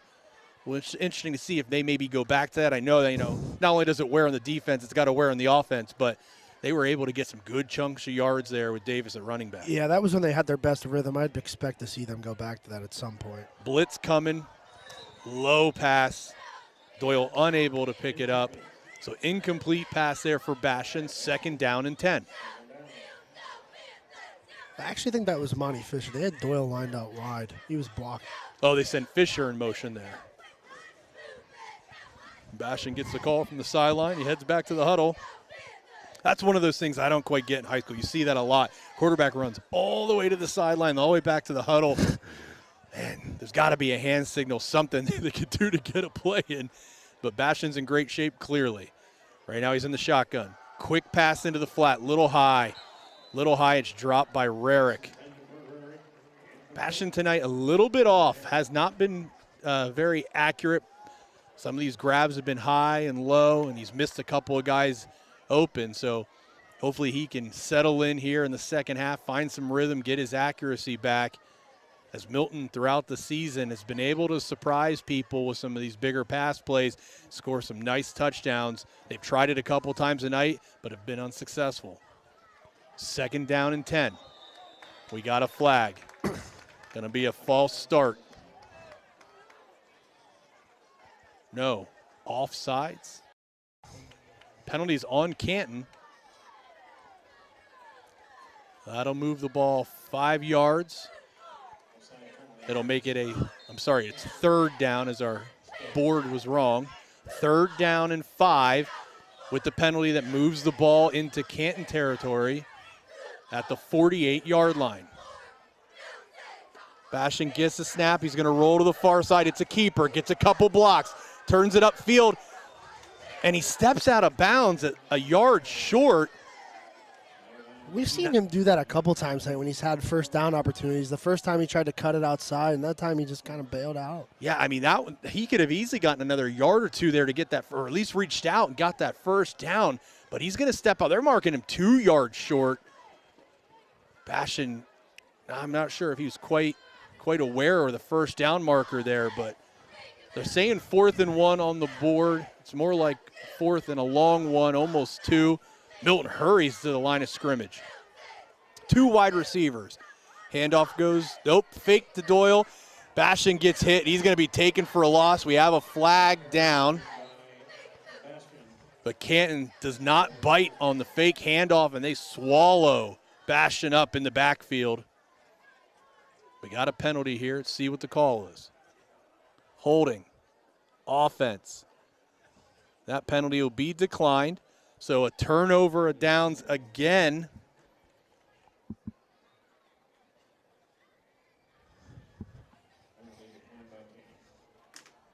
That is the 5th turnover and downs in this game already. We got a man down on the field. He does get up. Makes his way off the field his own power, and that's the QB / wide receiver / running back, Holden Ward. That's a crucial piece right there. Get in the next play.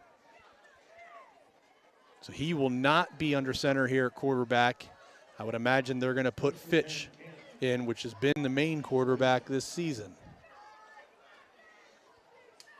Yep, Fitch is in the shotgun. First down and 10 from the Milton 49-yard line. Quick handoff. It's Davis. He breaks some tackles. He's bowling forward, and a big run as Michael Davis is able to pick up the first down and a pickup of 15 on the play.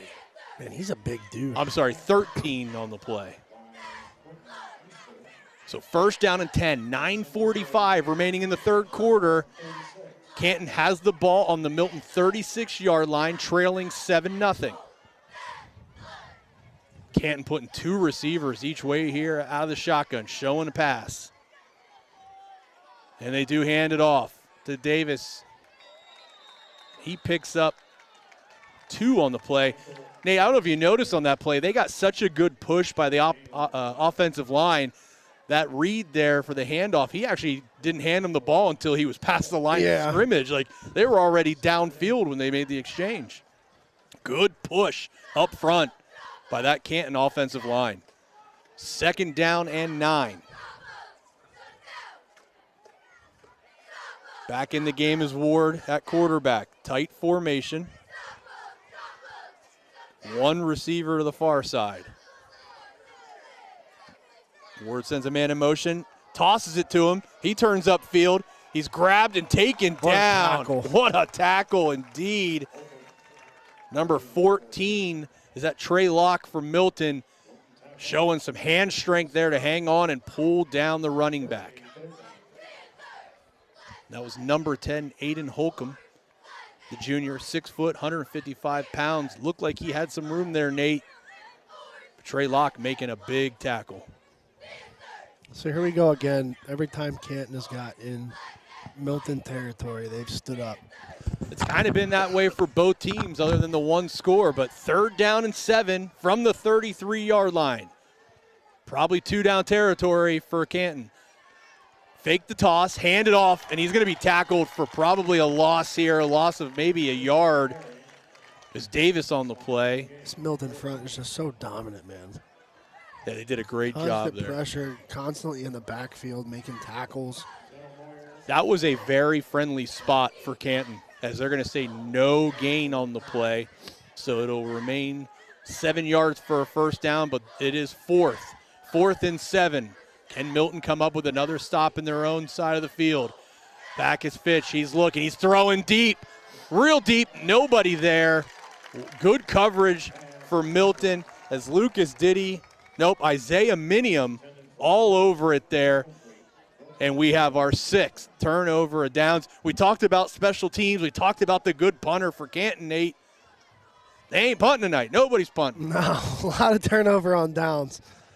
Well, that just shows you how this game is. Offenses are moving it. They're changing the field, and they get to around that 30-yard line where you're not in the field goal range.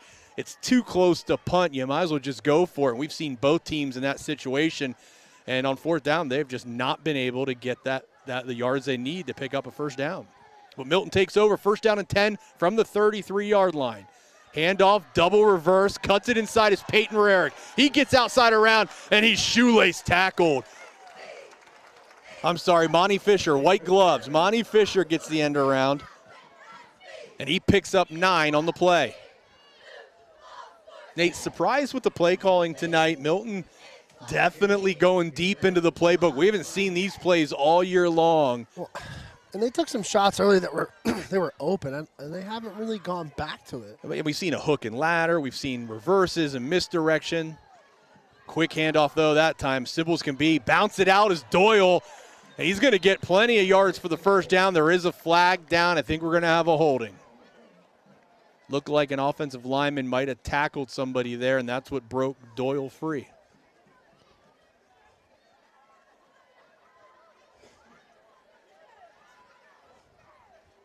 Waiting for the call.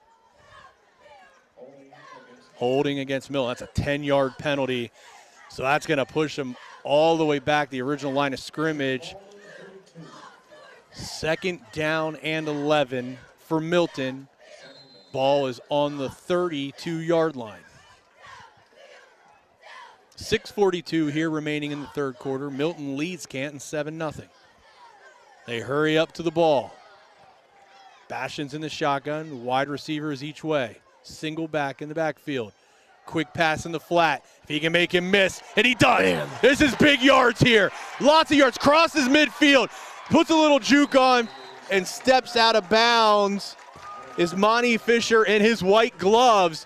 But a huge play and just a simple pass out in the flat to an athlete, Nate. Yeah, he just makes things happen when he's touched the ball. He's having a nice night tonight. A lot of receptions for Monty, showing some skill in the open field. And he almost broke that one for a touchdown. But Milton will have the ball 1st and 10 from the Canton 30-yard line. Bastion hands it off. Good move, shifty running from Doyle. And because of that, he's able to pick up a yard on the play. 1 yard for Doyle on the run between the tackles. 2nd down and 9.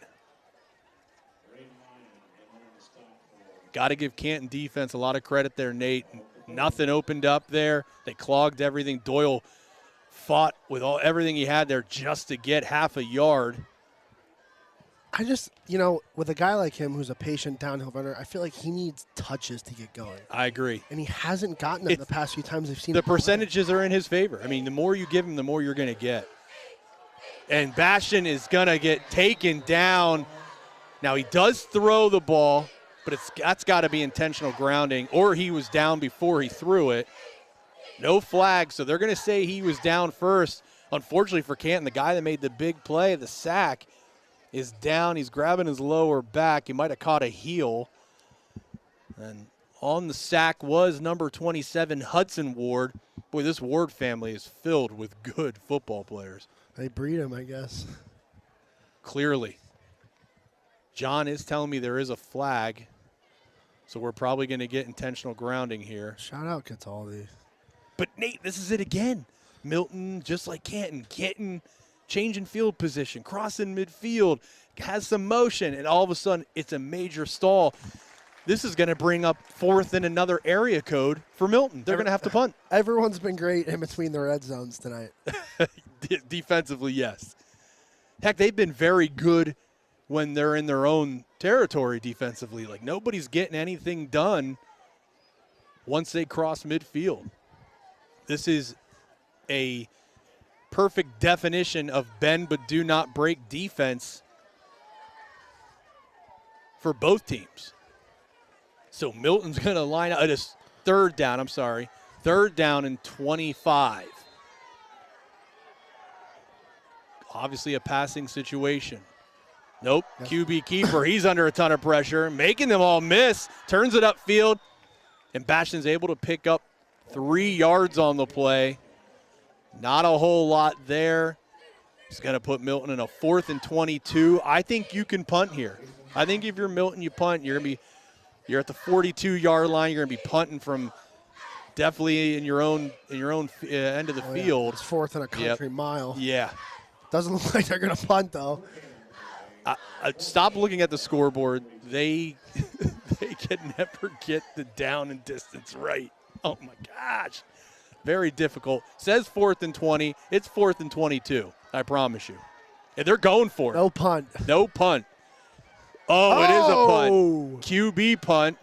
Maybe should have just lined up the punt crew instead of that. Now, they're saying it hit a Canton player. Milton's saying it hit a Canton player. It was picked up, tried to be taken in by Peyton Rarick. He's got the palms up, wondering what the heck's going on. I thought Canton did a good job of missing it. Honestly, I thought the Canton player should have picked it up. Yeah, nobody was around. He would have had a touchdown, but he was just avoiding contact. We've seen all sorts of stuff tonight. Quarterback pooch punts. What is happening in Milton tonight? It must be a full moon. Judging by how that went, I don't think they practiced that. There's no shot. That was a horrible punt. I mean, maybe netted 10 yards. But Canton will take over. 5 minutes, 9 seconds remaining in the third. They have the ball on their own 21-yard or 26-yard line.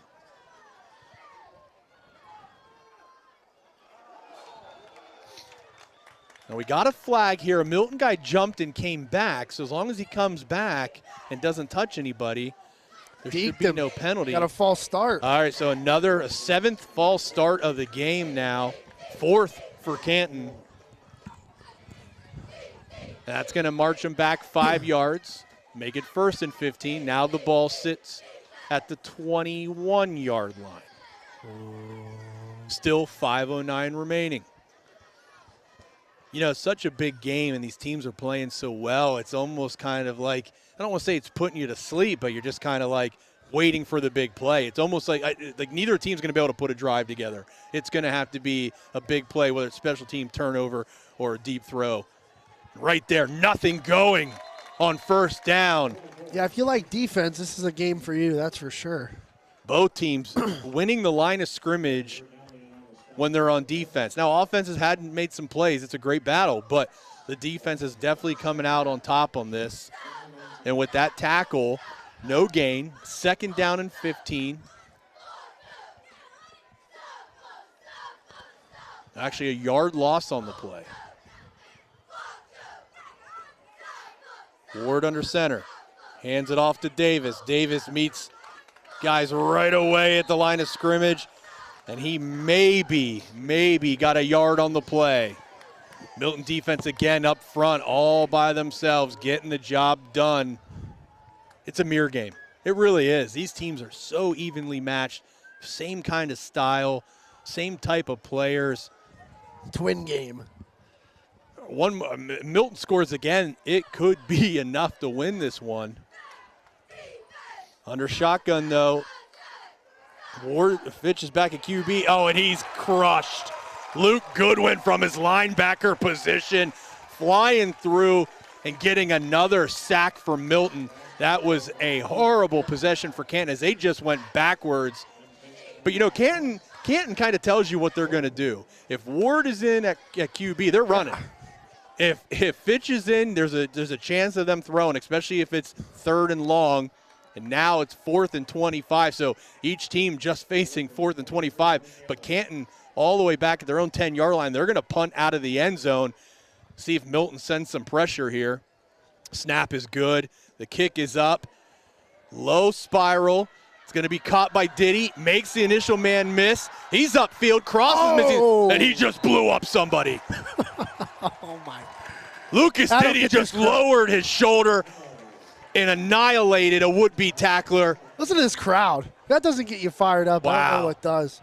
That is a heck of a return from Lucas Diddy, and he's showing that he's one of the best punt return men in the area. Can we talk about how Canton's punter has had 3 tight spirals on every punt he's had. Yeah, and none of them, though, have been more than like 20 feet in the air. But he's still getting good distance on them. He really gets a hold on. I think part of the problem, too, is they've been a lot of low snaps for him tonight. Milton has the ball. Going to hand off to Doyle, and he's going nowhere. Maybe lost a yard on the play. So there you go, Canton defense, even though they're starting in their own territory, nothing changing there with that front defensive line getting penetration, causing havoc in the backfield, and they bring down the tough runner in Doyle. And it's a 1-yard loss, bringing up 2nd down and 11. Milton has the ball on their own, or on Canton 41-yard line. 7-0, third quarter, 2:36 remaining. Bastion in the shotgun, twins to the far side, 2 backs in the backfield. Bastion gets the snap. He hands it off. It's Good Fisher. block. Fisher gets a block. He gets out around the edge. He misses. Downfield, down to the 20, down to the 15, still pulling guys, gets the 17, but we got some ref laundry. You know what's unfortunate there? Peyton Rarick made a really, really good block on the edge there and just held on to him after Monty already ran past him. Yeah, that's tough. That's tough because we saw the initial block, but apparently you're right. He hung on to him. That's going to bring it back. And you're right. Monty's fast enough. You just get a little bit of the block. That's it. You're done. Let him go. Let it go. But Rarick's going to get caught for a holding there, and that, again, in changing field position, getting into Canton territory, looking like things are rolling. And just like both teams, it stalls. And that is a huge penalty. It's a spot foul, 10 yards. That's going to bring up 2nd down and 20 for Milton. And I don't think you run the ball at all here. I think you have to throw because they've tried running on these 2nd and longs, haven't gotten much. Then they're at 3rd and long, and if they don't get the completion, it's done. So I would throw here if I was Milton. Showing blitz. They hand it off. It's Fisher again, and he's crossing field both ways. That was a heck of a run to pick up 7 yards. Monty Fisher picks up 7. It'll bring up a 3rd down and 13, somewhat manageable. 1:40, clock is running. All right, you talked about running it or not running there. I guess the thought process is probably it's been 4-down territory all night. Yeah, but you still need some yards, and they do get, I guess, some. So you got 2 plays to get 12. Bastion gets the snap, fakes the handoff, quick throw out to Doyle. He's open, gutting downfield, pulling through, diving forward, and he gets past the 25, 24, down to the 22-yard line. Chris Doyle with the catch out of the backfield from Cale Bastion, and Milton's able to get the yards and pick up a 1st down. I don't think that was Doyle. I think that was the tight end. Goodwin. Every time we call his name, it's usually because he just made a big splash play. Yeah, and like I said, it's so hard right now to tell with these jerseys. I can't read the number, so Goodwin there with the catch then from his tight end position. 2nd catch for Goodwin on the game. Doyle gets it on 1st down. He's going to hand it off that time. Bastion's going to hand it off to Doyle. Doyle falls forward for no gain. It's like the Derrick Henry process. You know, there was a stat last year. He always heated up in the second half because that's when he started getting his carries. More carries. And Doyle, he needs touches. Well, if he gets 5 carries, you got to assume one of them's going to break for 10 to 15 yards, right? I mean, he's good for that. And honestly, he's averaging like 6 yards a carry this season, so I'd like to see him just get a workload. We're going to have a false start there for sure. Pass is complete. What a catch. What a catch there by Monty Fisher. His white gloves, they're special. That was very low. No flag on the play. Nope.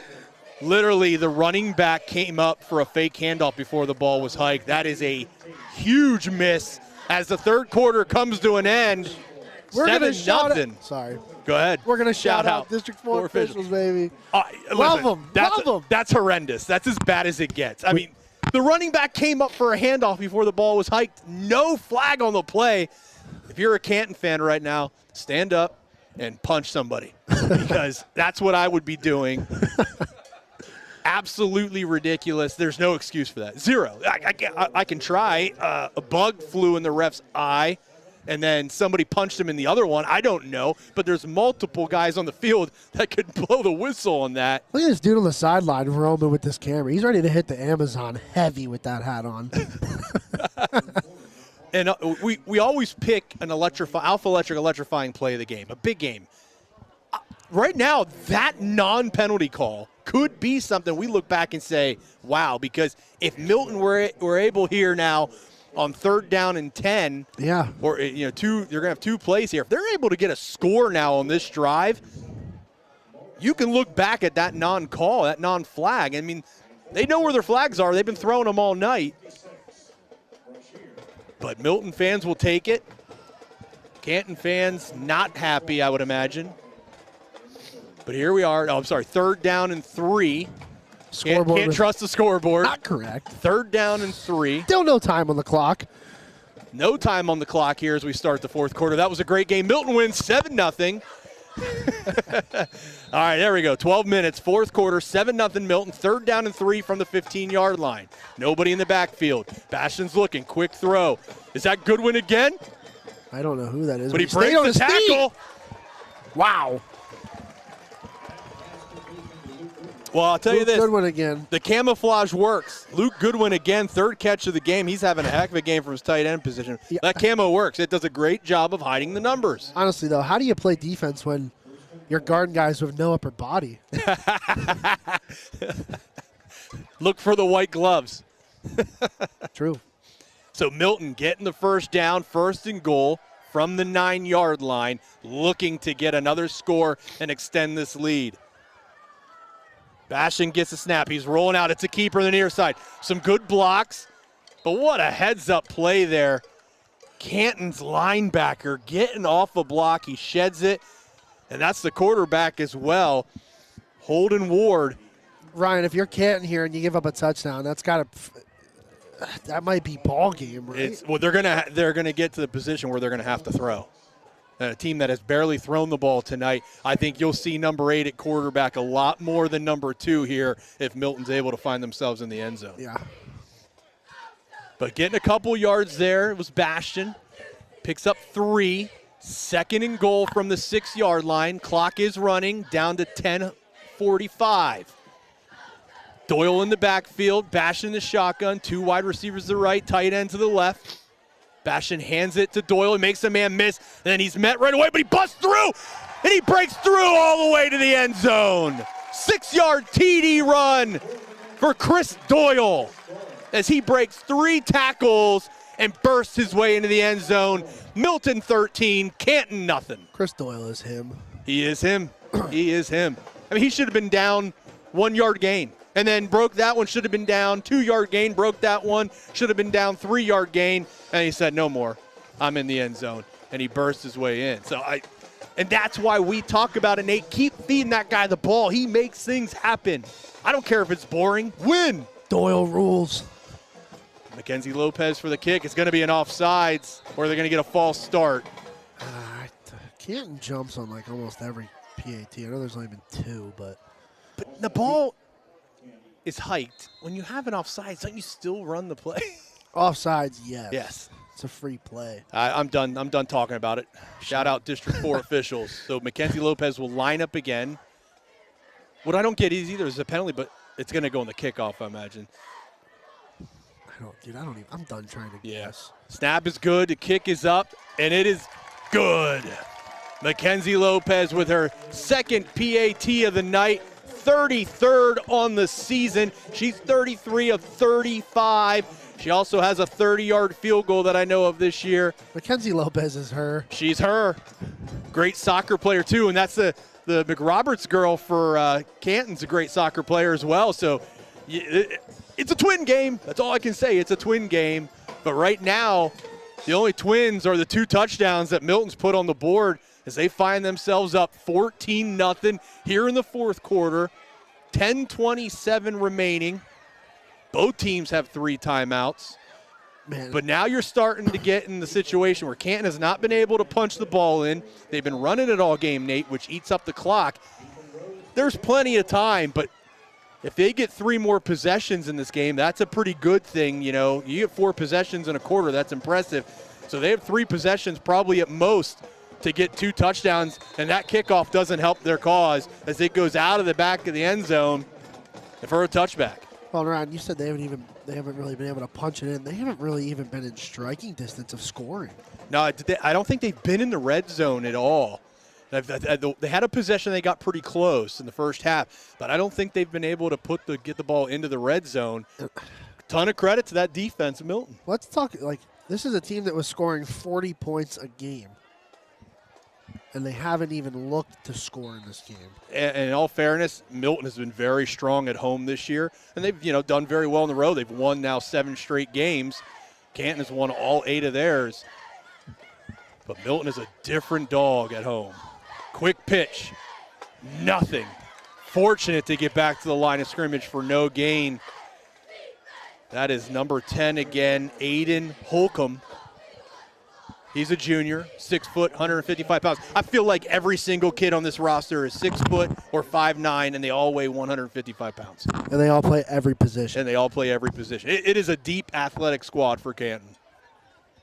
And here we go. 2 wide receivers each way. Fitch is in at quarterback. This could be a pass. Nope, it's a handoff to Davis. He's making guys miss. He's spinning off. He's bowling over people, and he picks up 12 yards and gets a first down. Massive run there for Michael Davis, and he's had some nice runs tonight. Runs a little bit like a Chris Doyle. Makes sense in a twin game. Yeah, he's a big dude. It's tough to keep running the ball here, but he's had some big chunk runs tonight. He has, but speaking of chunks, clock down now to 9:22. So they've had a full minute already go off the clock in this drive. Not showing too much urgency, Canton.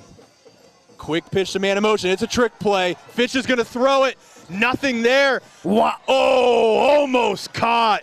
Almost caught there. Not a bad pass as he tries to hook up with number 11, Zach Colton. He's a junior, 5'10", no weight. But he almost came up with that catch in traffic. And see, in high school, as a cornerback, you don't have to turn around and locate the ball. Yeah. Every other level, I think it's just the pros. You're going to have a penalty on that play, but somehow that ball snuck into a small window, and it was almost caught there by Colton. We do have a flag on the play. No surprise there. Well, it's moving up. And it's moving up, so it's going to be against Milton. I almost want to say that they hit the quarter. Yeah, 15-yard penalty. Definitely unsportsmanlike. Milton, a couple weeks ago, they had 8. Milton had 8. Connor Snyder had 9 of them. So Milton getting their first big 15-yard unsportsmanlike. That's going to move the ball all the way out to the 48-yard line of Canton. First down and 10, 9:08 remaining in the game. And Canton just huddled up 25 yards away from the line of scrimmage. Handoff to Aiden, and he is going to get 2 on the play. So Aiden Holcomb getting another carry. They do a good job of mixing it up and getting multiple guys, keeping them fresh, carrying the ball. Yeah, but at this stage of the game, it's time to let the big dogs eat. Yeah, Holcomb there picking up 2, second down and 8, clock's down to 8:44. Midfield. Quick handoff. Again, the handoff past the line of scrimmage, but he picks up only a yard as Davis. Well, Ryan, how much preparation do you think went in with Milton this week? Because we just saw it there. When you have 2 guys on the team that are quarterbacks that are on the field. Well, and they're hard to find film on. So I guess they removed their games off of YouTube is what I heard from somebody. So they didn't have much film on Canton this week. So it's a tough preparation. Smart move by Canton. Nobody has huddle or? Third down and 8. Time takes a hit and incomplete. Boy. Showing some serious courage there was Ward, and he has his first pass attempt of the game. He took a big hit. I like what I saw there. A lot of respect. Milton guys helping him up, checking on him, make sure he's okay. Very classy from the Milton defense. That's one thing we've had this game. These teams do respect each other. There hasn't been any extra stuff. Nope. Very classy programs going at it right now tonight. So we're at 7:58. Milton just scored, making their lead now 14-0. And it's a big 4th down and 8. And honestly, you almost feel like they have to get it here because they ate a lot of time up on this possession. 4th and 8 from the 50-yard line. It says the 51-yard line on the board. That does not exist. Looking for a pass. Hits a man streaking across the side. And he's got enough speed. He's going to get the first down and more. Out to the 30. Makes guys, and he's crushed. He's crushed. Good night.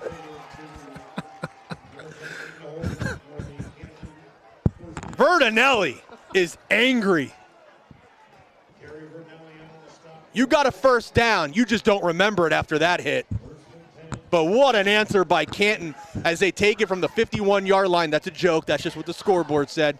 From midfield, and they pick up 22 on the play on 4th and 8. Looking to score here. 7:30 remaining in the game. Quick handoff to Davis. He busts up the middle, and he gets 3, 4, 5, 6, Balls 7, on the ground. 8. Balls on the ground. But I think he fell back on it. What a tough run by Davis. And he gets 9 on that carry. It looked like he was going to be down for 2 yards at most. But what a second effort. What heart. That's a weight room run, Nate. A weight room run right there. Canton moving for the first time tonight in the red zone on the 20-yard line. 2nd down and 1. I like this if I'm Milton. Call timeout. Yep. Get yourself gathered up. We're down to 6:57. This drive started with about 10 and a half minutes. So almost, no, I think it was actually 11 and a half minutes maybe. I should have wrote that down. But either way, 4 or 5 minutes in that 10 range. and a half, 10 and a half. 10 and a half. So almost 4 minutes taken off the clock in this drive. Now they have moved the ball, getting into the red zone for the first time tonight. Scoreboard says 20-yard line, but I swear that ball is sitting on the 19. I'm going to go with my eyes. So it is in the red zone, 19-yard line. 2nd down and 1 for Canton as they are board as they trail Milton 14-0. And honestly, I think they're going to have to. I think they're going to have to score in this possession because of the time that they've used. They have to. We were saying maybe 3 possessions left for them. If they score quick here, that's still a possibility. If they draw another minute or 2 off the clock, Milton gets the ball, they're going to need a quick stop. Do we see an onside kick if they score? I think it's premature. I think that'd be desperate. Okay. 2 wide receivers. Hand off to the guy. Nope, fakes it. And the QB stood up. He might have lost a yard on the play. You know, every time that Canton has gone like in the shotgun, it's been a QB run. It's been a direct run. Air it out. Not a lot of passing, that's for sure. And, you know, we knew that coming into the game, but they are really sticking to the run tonight. Clock is down to 6 minutes and 30 seconds. 3rd down and 1, maybe 2. Quick handoff to Davis. He falls forward. Does he get enough? I think he does. So Davis plows forward, has just enough in the tank to get the first down. Although are they calling for a measurement? Still no. Well, they marked it short. They marked it short. Wow. Now they're calling a first down? They called it a first down. Okay. Shout out District 4 officials. Love them. That spot was not friendly for Canton. He definitely had the first down, so I'm glad they gave it to him. Still no real urgency from Canton, though. They're down to 6:14. They're still in the huddle. The play clocks are not working right now. Love that. So 6:06 remaining here in this game. Snap it whenever. Canton's approaching the line out of shotgun here. Is Fitch. 4 wide receivers, a man in motion, back to the backfield. He rolls back out. It's a fake little pass, and he's going to be sacked. 50. That's the number. 50? Well, let me look through this really weird roster that's not in numerical order for Milton. Give me 10 minutes. Rod Harris, if you're listening, please get us a roster that's in numerical order. Are you sure it was 50? Because there's not a 50 on here. Maybe that's not his number in the military jersey. Or we just can't tell the number because it's camouflaged. No, I saw it. Does not matter. It's 2nd down and 12, 5:23 remaining in the game. Out of the shotgun. Fitch drops back. He's looking, drops deep. It's a screen underneath. Almost intercepted. Off the hands. And almost intercepted by Milton. Nice play there by Connor Snyder to break that pass up. Called his name a few times tonight. He's made some big plays, has a sack, couple tackles. And now he broke up a screen play. Throws a heck of a javelin. Yes, he does. Very good javelin thrower. Trying to get him to go out for the basketball team as well. Nice, good size athlete. But right now, it's a good size and 3rd down and 12 for Canton. Definitely 2-down territory. And the clock is a big thing right now as it's at 5:12 remaining in the game. Canton trailing by 14. 4 wide receivers here in the near side. You got a one-on-one. He's going to throw it up. And incomplete. Little handsy there, but no flag thrown on the play. But they got what they wanted. They had a one-on-one situation, but the cover was really good there as Peyton Rarick was all over it. So here we go, right? It's 4th down. Down to 5. This is the game. This is the game right now for Canton. And you're saying that with 5 minutes and 3 seconds left in the game, but they've been unable to score.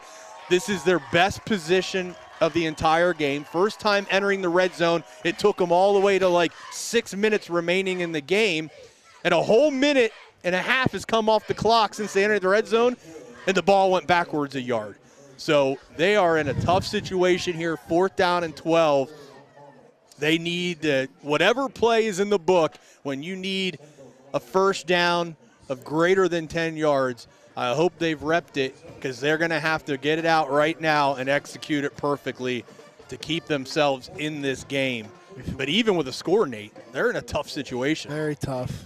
With 2 timeouts left. Yeah, both teams 2 timeouts. Clock is not in the favor of Canton right now. And here we go. Big play.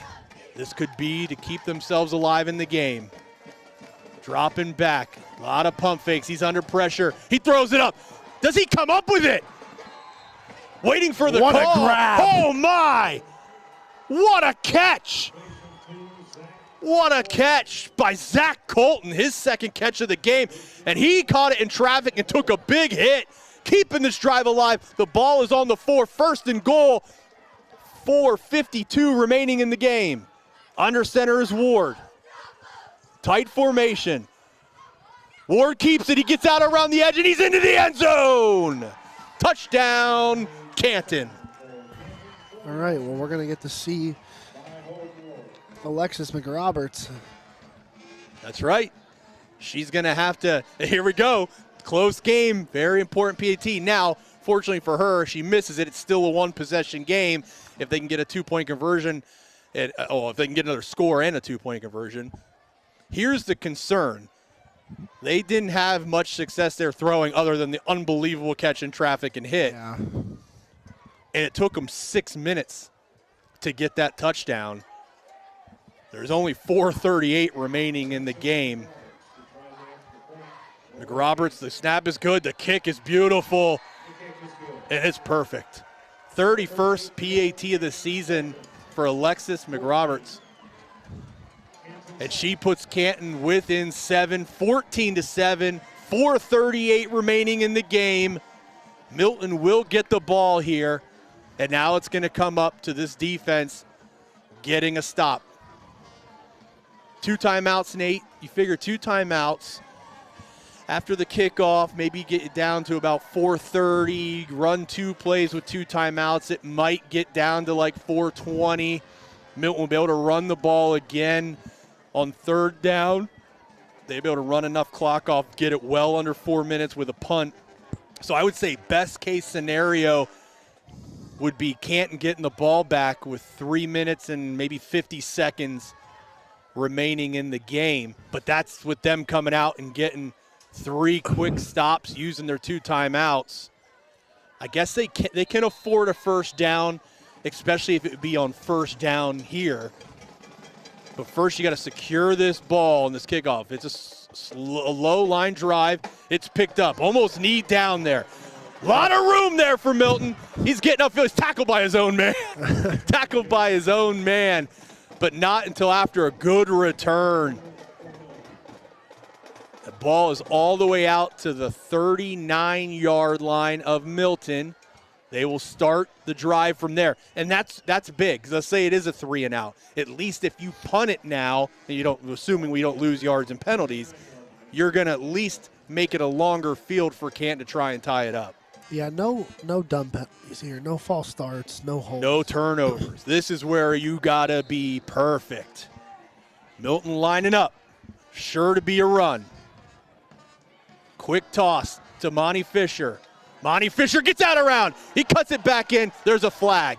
A flag on the play. Monty Fisher got enough for the first down, but I believe it's going to come back with a holding. Milton is really hurting themselves tonight. And the holding penalty is horrible because it's going to be 10 yards. Clock is at 4:20. Can't have a holding there. Still waiting to call, but I'm pretty sure that's what we're going to get. White hat comes out to the midfield. Chop block against Canton. So a low hit. I don't know. They maybe went. Oh, they engaged with a guy that was being blocked. So if you got two guys locked up, nobody can come over and blow up the one guy when they're engaged. Okay. So that's the penalty. It could be the same way for Milton. Is that a 15-yard penalty? Yeah, it's unsportsmanlike. Huge penalty there against Canton. That's going to move the ball into Canton's side of the field. First down and 10 for Milton. 4:13 remaining. We have no play clock, so we don't even know how long they can hold it for. Quick handoff to Monty Fisher. Doing some shifty running. What a tackle, though. A one-arm tackle there for Canton, number 10, Aiden Holcomb. This kid's a nice player. He does it on both sides of the ball. Very good athlete. Really enjoy watching him play here tonight. Yeah, we've called his name a lot tonight. Now, I'm wondering if Doyle's dealing with an injury because Monty Fisher has now been getting the bulk of these carries.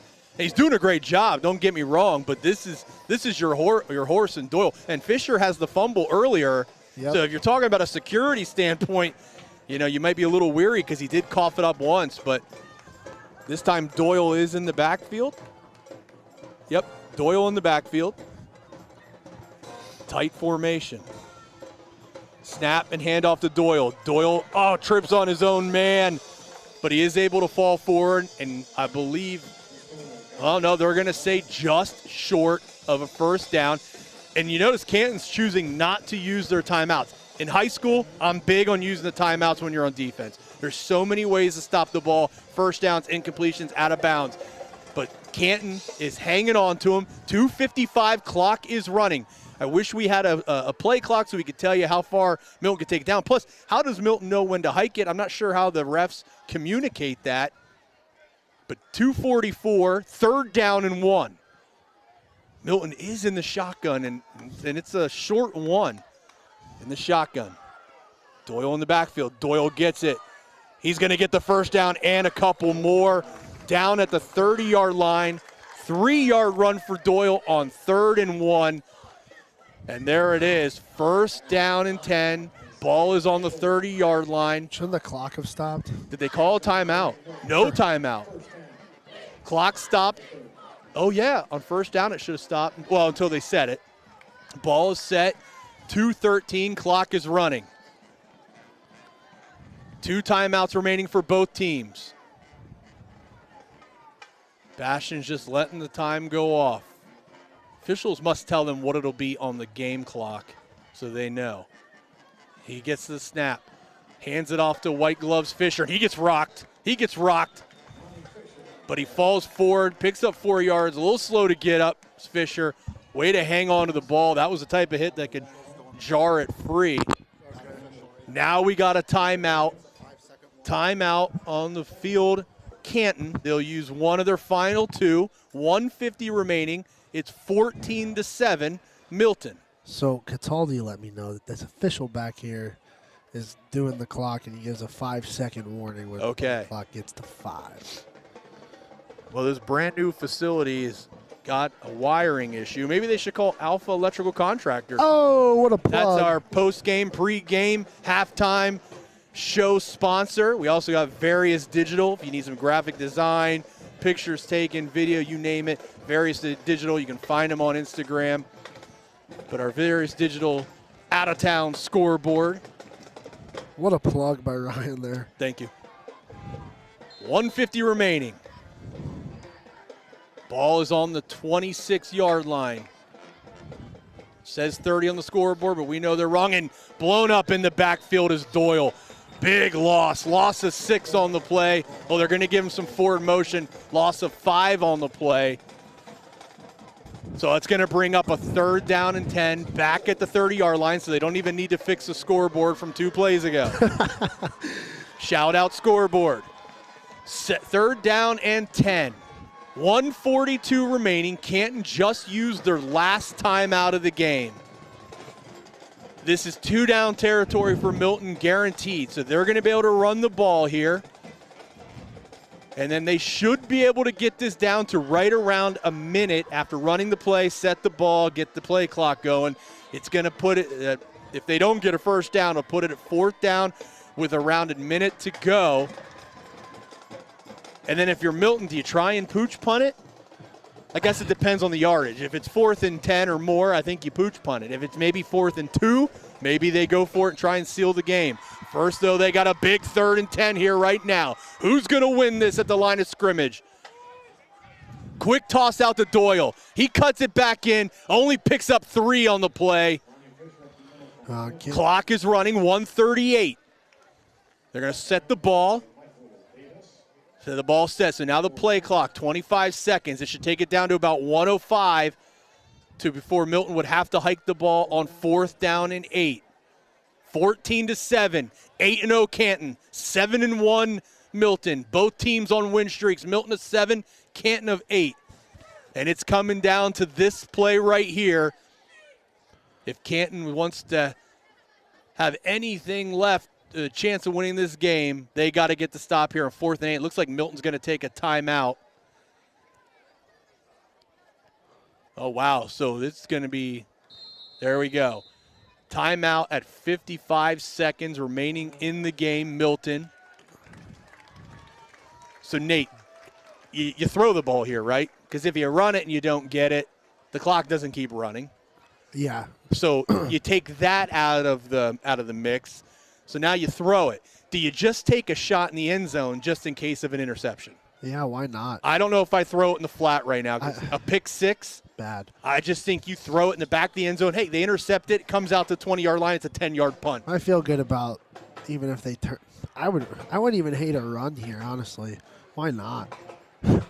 Is Canton going to go 70-some yards in under a minute with no timeouts? Yeah, and what, 4 pass attempts on the game, 2 completions, 3 completions. So it would be quite a hill for this team to climb. And honestly, if they were able to get the ball back here and take it, 80 yards in 40 seconds by passing it, you're going to have to question the coaching staff and say, why didn't you pass it earlier?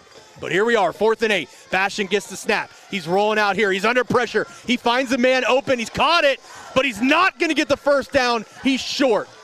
Short on the play. But the catch is made by Goodwin again, the tight end, having a big night, and he did everything he could. He looked like the Steve McNair reach in the Super Bowl trying to get that touchdown, but it's a yard short. Canton takes over on downs. 48 seconds remaining in the game. No timeouts for Canton. They are down by 7. Milton right now cannot have any broken coverage. 5 wide receivers for Canton. Now they pull one back for protection. Fitch is the quarterback. He's in the shotgun. Gets the snap. He's dropping back. Good protection. He throws one up in the air. And it's incomplete. Almost intercepted there by Lucas Diddy, but the coverage was great. Isaiah Minium over top as well. 2nd down and 10, 40.6 seconds remaining. That was actually a nice looking throw too. Yeah, that was just hung in the air a little too long.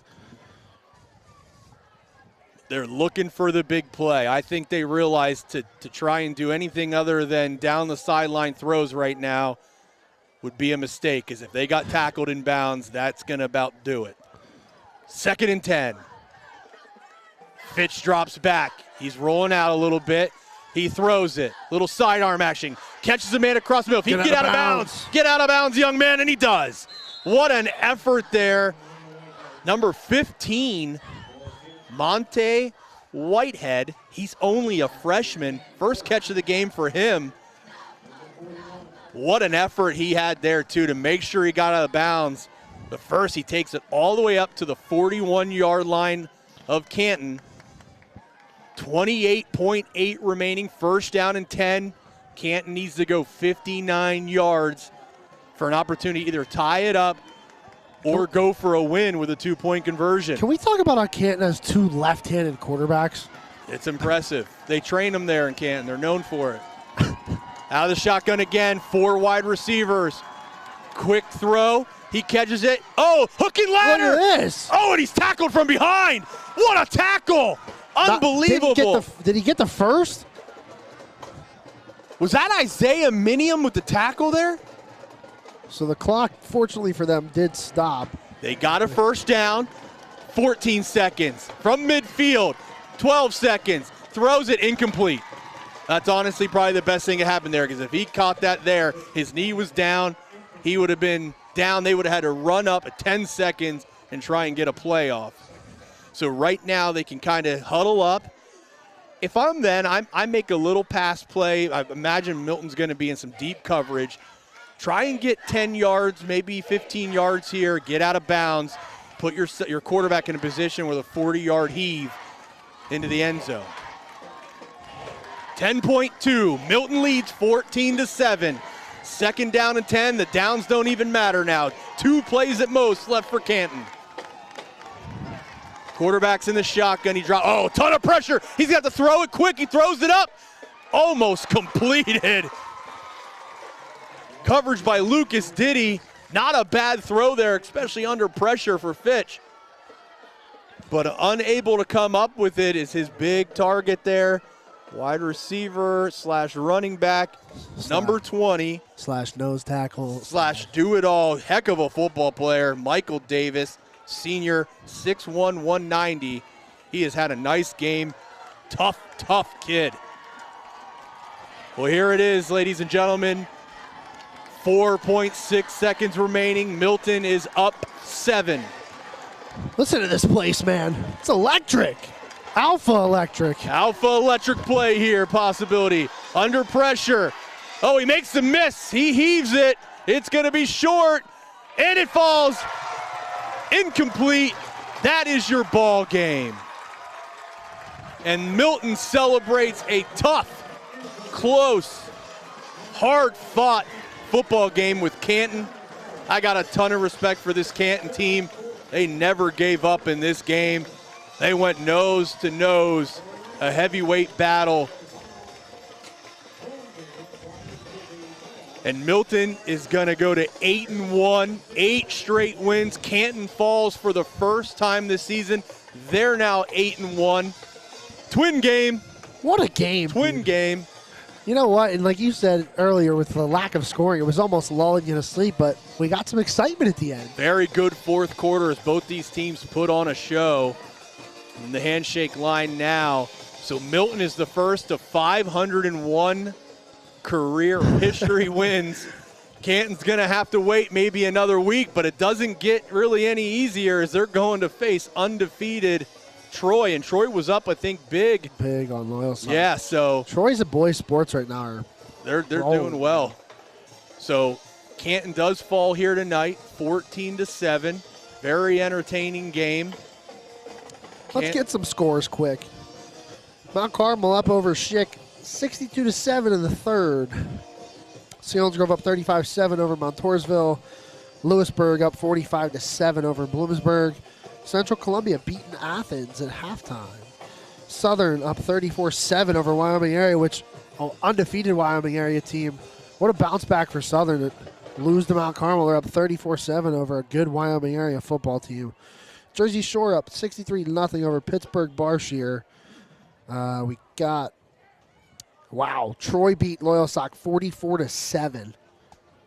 Wow. And wow. Listen to this. Shamokin beats Nanakoke 28-14. Shamokin, who at 500 pulled themselves out of the playoffs. Nate, do you want me to go down the field and interview somebody? I would love to see you do that, because I'm not. Well, let's take a pause.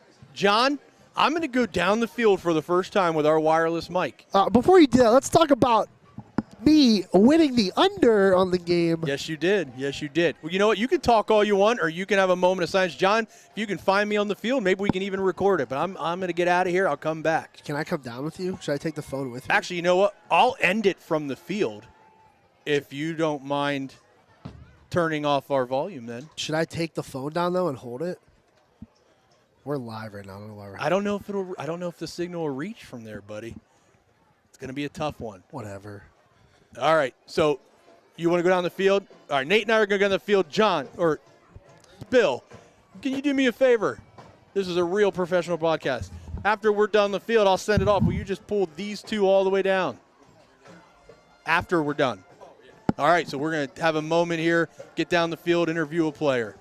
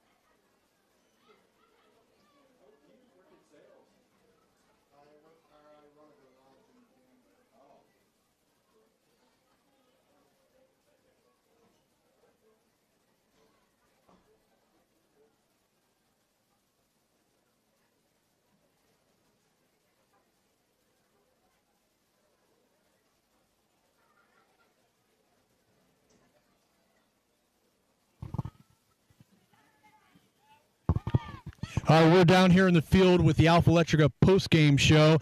First, I'll start out with Monty Fisher. Monty, a lot of carries tonight for you, a lot of catches early on. Was this part of the game plan? Yeah, we just need to like come out and execute, and we did that and work as a team. All those flags, we just need to forget out and move on to the next play. Well, a very tough game tonight. Both teams pretty evenly matched up. Was there anything that you saw from Canton that you didn't expect? Not really. Our coaches really prepared us to display defense and offense, and just really prepared us for during practice. Well, you guys seem to come up with some big plays tonight when needed to get this win. Congratulations. Thank you. Speaking of big plays tonight, tight end, more known for your defense as we don't throw the ball a whole lot, but good one tonight. Your tight end position, you had some big plays. I know you wish you could have got that one more yard there. What was going on in your head there in that play, knowing that you could possibly get the ball? Before the play, I was like, okay, I need to get past the 20-yard line. In my head, I'm just saying get downhill and get upfield, but came up a little short, but that's all right. We made the stop on defense. So now, I don't know how many catches you have on the season coming in the game, but I think you had like 4 or 5 catches tonight. Was there something, as you guys were preparing for this game, that you guys felt that the tight end position tonight is something you guys could get going? Absolutely. I mean, their defensive ends came straight up the field, and they were aggressive, so we figured fake the run, we get outside with the tight end, and we'd have a wide-open pass, and that's what happened. Now, you guys have 2 massive wins this year with Mount Carmel at home and Canton at home. Which one did you enjoy more? This one was a lot more fun, but I'd say Mount Carmel was definitely more exciting with the Tomato Bowl. So, and the fact that they beat Southern then too, it's like getting that 3rd big win for you. Yes, sir. Yep. Well, congratulations to you, senior. I know it's got to be a great season for you, so congratulations and go enjoy. Thank you. Let's see if we can get Coach Zettelmoyer. Looks like the newspaper guys got him first. We're going to step away for a second, and then we'll get Coach Zettelmoyer. I mean, radios and TV is more important than the newspaper, but I'll have to tell Zettelmoyer that when we get him.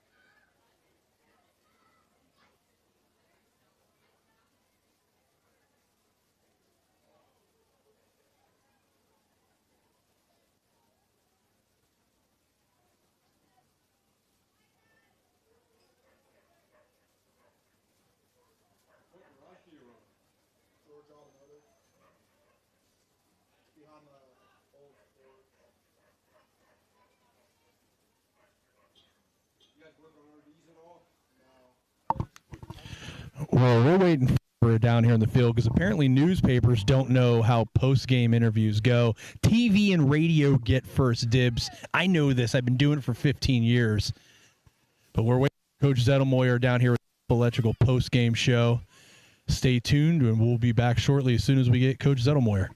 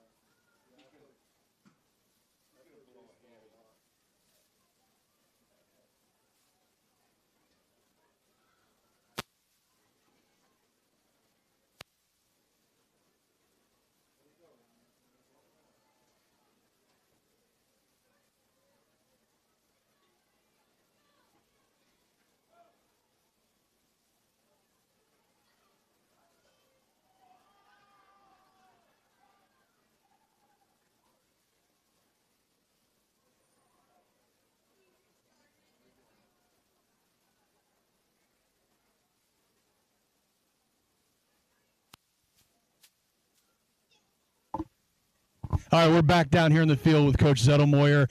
I just teased him with Coach. I'm going to fight the newspaper guys because they're supposed to wait. We're on the air, right? Coach, just in your own words, the big victory tonight, what does it mean? It's a huge victory for the kids. It's a huge victory for the program. The community in general, to be 8-1 going against our crosstown rivals next week is huge. These seniors, once again, demonstrated senior leadership on both sides of the ball. We left a lot of points that we didn't put on the board in the first half.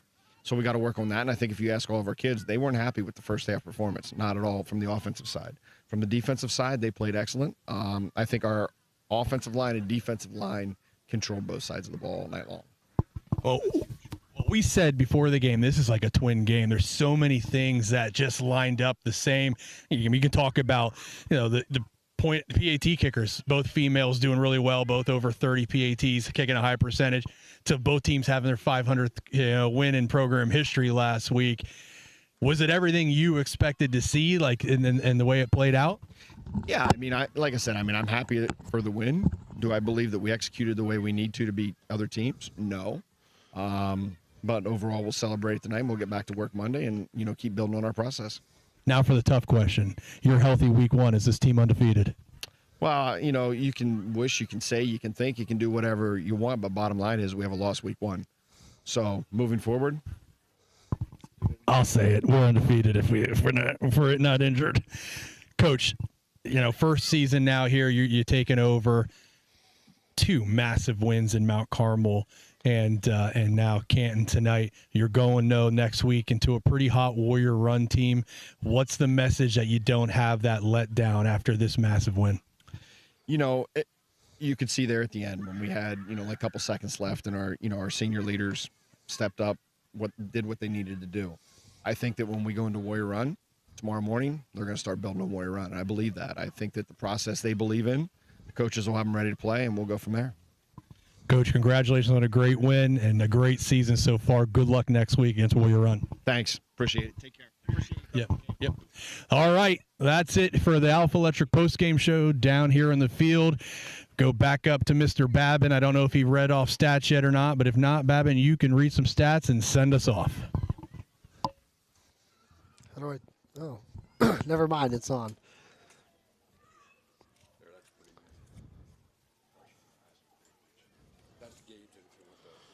All right, so looks like Bastion finished the game with 37 rushing yards and a touchdown, at 167 passing.